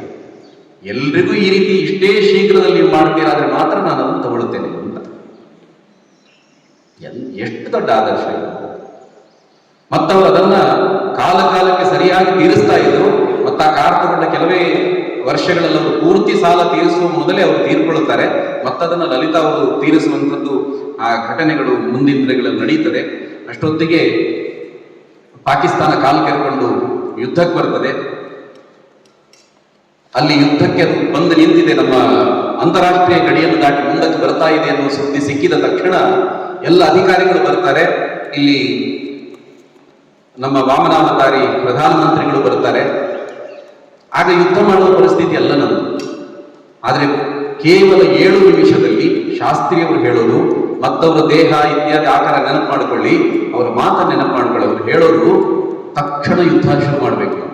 ಅವರು ಈ ಗಡಿಯನ್ನು ದಾಟಿ ಒಳಗೆ ಬರುವುದಕ್ಕಿಂತ ಮೊದಲು ನಮ್ಮ ಎಲ್ಲ ಸೈನ್ಯವನ್ನು ತಗೊಂಡು ಹೋಗಿ, ಅದು ಆರ್ಮಿ ಮತ್ತು ವಾಯುಪಡೆ ಎರಡನ್ನೂ ತಗೊಂಡು ಹೋಗಿ ಯುದ್ಧಕ್ಕೆ ನಾವು ನಮ್ಮ ಕಡೆಯಿಂದ ಆಕ್ರಮಣ ಶುರುವಾಗಬೇಕು. ಎಲ್ಲಿವರೆಗೆ ಹೋಗಬೇಕು ಅಂತಂದ್ರೆ, ನೀವು ಲಾಹೋರ್ವರೆಗೆ ಹೋಗಿ. ಲಾಹೋರ್ ಅಂದ್ರೆ ಅದರ ಪಾಕಿಸ್ತಾನದ ಕೇಂದ್ರ ಪ್ರದೇಶ, ಆಗಿನ ರಾಜಧಾನಿ. ಅಲ್ಲಿವರೆಗೆ ಹೋಗಬೇಕು ನೀವು, ಜಗತ್ತಿಗೆ ಉತ್ತರ ನಾನು ಕೊಡ್ತೇನೆ ಅಂತ. ಇವರಿಗೆಲ್ಲ ಶಾಕ್. ಈಗ ಇದು ನಡೀತಾ ಇದೆ, ಯುದ್ಧಕ್ಕೆ ಸಿದ್ಧತೆ ಆಗಿದೆ, ಇವರೆಲ್ಲ ಬಂದಿದ್ದಾರೆ, ಕೆಲವು ಗಂಟೆಗಳ ಕಾಲ ಅಥವಾ ದಿನಗಳ ಕಾಲ ಮೀಟಿಂಗ್ ನಡೆಯಬಹುದು, ಒಂದಷ್ಟು ನಿರ್ಣಯಕ್ಕೆ ಬರಬಹುದು ಅಂತ ಇದ್ದವರಿಗೆ ಕೇವಲ 7 ನಿಮಿಷದಲ್ಲಿ ಇವರು ಉತ್ತರ ಕೊಡ್ತಾರೆ ಯುದ್ಧ ಶುರುವಾಗಬೇಕು ಅಂತ. ಜಗತ್ತನ್ನು ನಾನು ನೋಡ್ಕೊಳ್ತೇನೆ, ಅಮೆರಿಕ, ರಷ್ಯಾ ಅಥವಾ ವಿಶ್ವಸಂಸ್ಥೆಗೆ ನಾನು ಉತ್ತರ ಕೊಡ್ತೀನಿ, ಹೋಗಿ ಅಂತ ಹೇಳ್ತಾರೆ, ಎಂದು ಯುದ್ಧಕ್ಕೆ ಹೊರಡ್ತಾರೆ. ಎಂಥ ಯುದ್ಧ ಆಯಿತು ಅಂತಂದ್ರೆ, ಅವರು ಗಡಿ ದಾಟಿ ಸ್ವಲ್ಪ ಒಳಗೆ ಕಾಲಿಟ್ಟಿದ್ದಾರಷ್ಟೇ, ನಮ್ಮವರು ಓಡಿಸಿಕೊಂಡು ಎಲ್ಲಿವರೆಗೆ ಹೋದ್ರು ಅಂದ್ರೆ ಲಾಹೋರ್ ಹೊರಗೋದು, ಇಲ್ಲಿಂದ ಲಾಹೋರ್ ಹೊರಗೋದು. ಅದು ಹಾಗೆ ಮುಂದುವರಿತಿದ್ದಿದ್ರೆ, ಅದು ಸ್ವಲ್ಪ ಎಷ್ಟಾದ್ರೂ ಶಾಸ್ತ್ರೀಜಿಯವರು ಎಷ್ಟು ಗಟ್ಟಿ ಮನಸ್ಸಿನವರಾದ್ರೂ ಕೂಡ ಒಂದು ಸಣ್ಣ ಹೂವಿನ ಮನಸ್ಸು ಒಳಗಡೆ ಇದೆ, ಅದು ಭಾರತೀಯರ ದೌರ್ಬಲ್ಯ. ಇಲ್ಲಿ ಪಾಕಿಸ್ತಾನ ಏನ್ ಮಾಡುತ್ತೆ, ಪಾಕಿಸ್ತಾನ ಗೊತ್ತಾಗ್ಬಿಡುತ್ತೆ. ನಾವು ಅವತ್ತು 47ರಲ್ಲಿ ಈಗ ಪಾಕಿಸ್ತಾನ ಅಂತ ಬೇರೆ ಮಾಡಿದ್ದನ್ನು ಎಲ್ಲವೂ ಈ ಶಾಸ್ತ್ರಿ ಇವತ್ತು ಮತ್ತೆ ಭಾರತದೊಳಗೆ ಸೇರಿಸಿಕೊಂಡು ಎಲ್ಲವನ್ನು ಮತ್ತೆ ಬಂದ್ ಮಾಡಿಬಿಡ್ತಾನೆ, ಭಾರತ ಮತ್ತೆ ಅಖಂಡ ಆಗುತ್ತೆ ಅಂತ ಇಲ್ಲಿ ಗೊತ್ತಾಗ್ಬಿಡ್ತು. ಹೋಗಿ ಅಮೆರಿಕ ಮತ್ತು ರಷ್ಯಾದ ಕಾಲು ಹಿಡ್ಕೊಳ್ತು ಪಾಕಿಸ್ತಾನ. ಅಮೆರಿಕಕ್ಕೂ ಇದು ಮತ್ತೆ ಭಾರತ ಪುನಃ ಶಕ್ತಿಶಾಲಿ ಆಗಬಾರ್ದು, ಅಮೆರಿಕಕ್ಕೂ ಆಗಬಾರ್ದು, ರಷ್ಯಕ್ಕೂ ಆಗಬಾರ್ದು. ಅದೇನ್ ಮಾಡ್ತು, ಮಧ್ಯ ಪ್ರವೇಶ ಮಾಡಿತು. ಪ್ರತಿ ಸಲ ಹಾಗೆ ಅಲ್ವಾ, ಅಮೆರಿಕ ಮಧ್ಯ ಪ್ರವೇಶ ಮಾಡಿತು. ಒಪ್ಪಂದ ಏನು, ಯುದ್ಧ ವಿರಾಮ ಘೋಷಣೆ. ಯುದ್ಧ ವಿರಾಮ ಘೋಷಣೆ, ಅದಕ್ಕೆ ಶಾಸ್ತ್ರೀಯ ಕಂಡೀಷನ್ ಹಾಕ್ತಾರೆ. ಯುದ್ಧ ವಿರಾಮ ಆಗಿದೆ ಈಗ, ಆದ್ರೆ ಅದು ಸರಿಯಾಗಿ ಮುಂದುವರಿಬೇಕು ಅಂದ್ರೆ ಒಂದಿಷ್ಟು ಕಂಡೀಷನ್ಗಳಿದೆ ಅಂತ. ಆಯ್ತು ಅಂತ ಇವರನ್ನ ರಷ್ಯಾದ ತಾಷ್ಕೆಂಟಿಗೆ ಕರೀತಾರೆ, ತಾಷ್ಕೆಂಟಿಗೆ ಬರಬೇಕು ಅಂತ. ಆಗ ತುಂಬಾ ಜನ ಪ್ರಾಜ್ಞರು ಹೇಳ್ತಾರೆ, ಅಲ್ಲಿಗೆ ಹೋಗಬೇಡಿ, ಇದರಲ್ಲಿ ಏನೋ ಮೋಸ ಇದೆ ಅಂತ. ನೀವಲ್ಲಿ ಹೋಗಬೇಡಿ, ಇದರಲ್ಲಿ ಏನೋ ಮೋಸ ಇದೆ. ಆದ್ರೆ ಇವರಿಗೇನಿದೆ, ಒಟ್ಟು ದೇಶಕ್ಕೆ ಶಾಂತಿ ಸಿಕ್ಕರೆ ಸಾಕು, ನನಗೇನಾದ್ರೂ ತೊಂದರೆ ಇಲ್ಲ, ಅದಾಗಲಿ ಅಂತ ಇವರು ತಾಷ್ಕೆಂಟಿಗೆ ಹೋಗ್ತಾರೆ. ನಾನು ಆಗ್ಲೇ ಹೇಳಿದವರು ಬಟ್ಟೆ ಹೇಗಿತ್ತು ಅಂತ, ಸಿಕ್ಕಾಪಟ್ಟೆ ಚಳಿಯ ಪ್ರದೇಶ ಅದು. ಅಲ್ಲಿನ ಸೋವಿಯತ್ನ ಅಧ್ಯಕ್ಷ ಹೇಳ್ತಾನೆ, ನಿಮಗೆ ಒಂದು ಕೋಟು ಇಲ್ವಾ, ಇಷ್ಟು ಚಳಿಯಲ್ಲಿ ಹೇಗಿರ್ತೀರಿ ನೀವು ಅಂತ. ಅವನೊಂದು ಕೋಟ್ ಕೊಟ್ಟ, ಇವರು ತಗೊಂಡ್ರು ಅದನ್ನು, ಆ ಕೋಟನ್ನು ತಗೊಂಡು. ಸಂಜೆ ಆಗಿದೆ, ಇವ್ರು ಕೋಟ್ ತಗೊಂಡು ಮರುದಿವಸ ಬೆಳಿಗ್ಗೆ ಸಭೆಗೆ ಬರುವಾಗ ಮತ್ತದೇ ಖಾದಿ ಜುಬ್ಬದಲ್ಲಿ ಬಂದಿದ್ದಾರೆ. ಇವ್ರು ಕೇಳುತ್ತಾರೆ, ನಿನ್ನೆ ಕೋಟ್ ಕೊಟ್ಟೆ, ನೀವು ಧರಿಸಲೇ ಇಲ್ಲ ಅಂತ.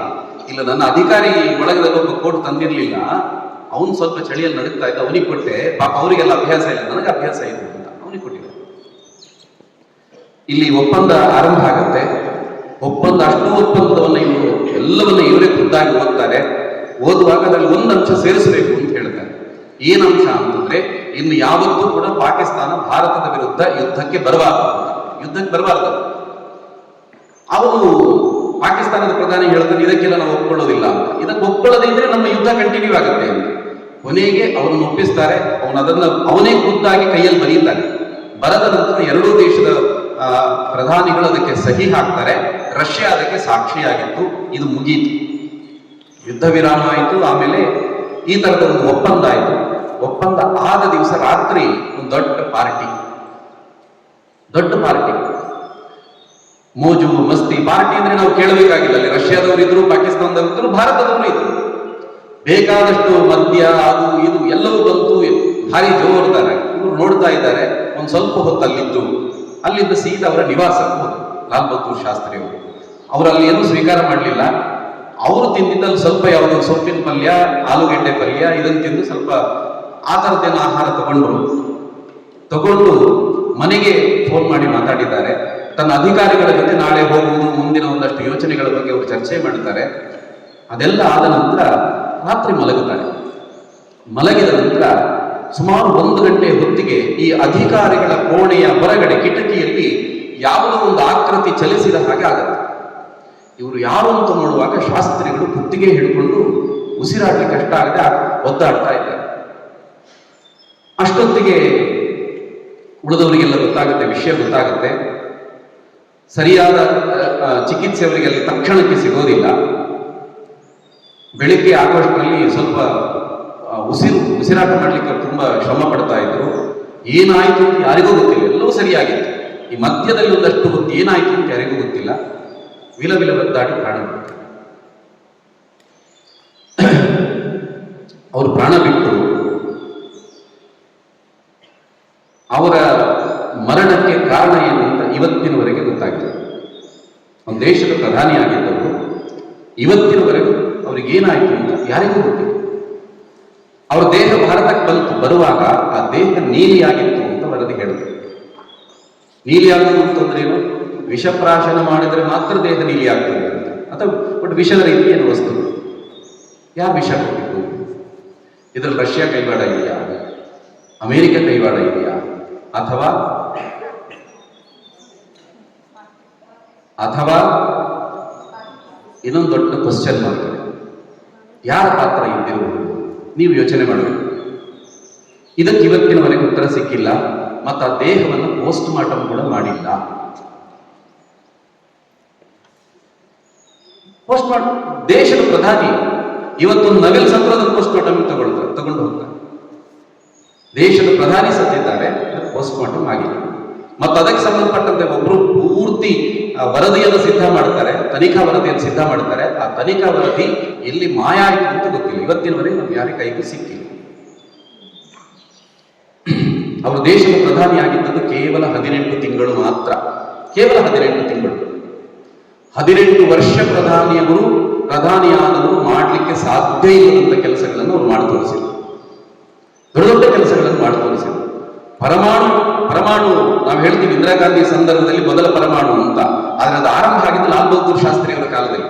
ಹೋಮಿ ಜಹಂಗೀರ್ ಬಾಬರಿಗೆ ಹೇಳಿ ಇದೆಲ್ಲ ಈ ಜೈ ಜವಾನ್ ಜೈ ಕಿಸಾನ್ ಹೇಳ್ತಾನೆ ಈ ದೇಶ ಪರಮಾಣು ಶಕ್ತಿಯನ್ನು ಹೊಂದಬೇಕು ಅಂತ ಅವ್ರಿಗೆ ಹೇಳಿ ಅದರ ಕೆಲಸ ಶುರು ಮಾಡಿ ಅಂತ ಹೇಳಿದ್ದಾರೆ. ಆದ್ರೆ ಅದು ಪೂರ್ತಿ ಆಗುವಷ್ಟರಲ್ಲಿ ಅವ್ರಿಗೆ ಇರಲಿಲ್ಲ. ಇವತ್ತು ಶಾಸ್ತ್ರಿ ಅವರು ನಮ್ಮ ಕಣ್ಮುಂದೆ ಇಲ್ಲ. ಅವರ ದೇಹದಲ್ಲಿ ಅವರಿಗೆ ಹೃದಯಾಘಾತ ಆಯಿತು ಅಂತ ಕೊನೆಗೆ ಈಗ ಇರುವಂಥದ್ದು ಅಧಿಕೃತವಾಗಿ ಹೇಳಿಕೆ ಏನು ಅಂತಂದ್ರೆ ಅವರಿಗೆ ಹಾರ್ಟ್ ಅಟ್ಯಾಕ್ ಆಯಿತು ಅಂತ. ಆದ್ರೆ ಅವರ ಮನೆಯಲ್ಲಿ ಅವತ್ತು ಧರಿಸಿದಂಥ ಬಟ್ಟೆಯಲ್ಲಿ ರಕ್ತದ ಕಲೆಗಳಿವೆ. ಆ ರಕ್ತದ ಕಲೆಗಳನ್ನು ಇಟ್ಟುಕೊಂಡು ಅವರ ಕುಟುಂಬ ದೇಶವನ್ನು ಪ್ರಶ್ನೆ ಮಾಡ್ತಾ ಇದೆ, ಹೃದಯಾಘಾತ ಆಗಿದ್ದಿದ್ರೆ ಈ ಬಟ್ಟೆಯಲ್ಲಿ ರಕ್ತದ ಕಲೆಗಳು ಹೇಗಿದೆ ಎಂದು ಪ್ರಶ್ನೆ ಮಾಡ್ತಾ ಇದ್ದಾರೆ. ನಮಗೆ ಯಾರಿಗಾದ್ರೂ ಉತ್ತರ ಕೊಡಿಸಲಿಕ್ಕೆ ಸಾಧ್ಯ ಆದರೆ ನಾವು ಪ್ರಯತ್ನ ಮಾಡಬಹುದು. ನಮಸ್ಕಾರ.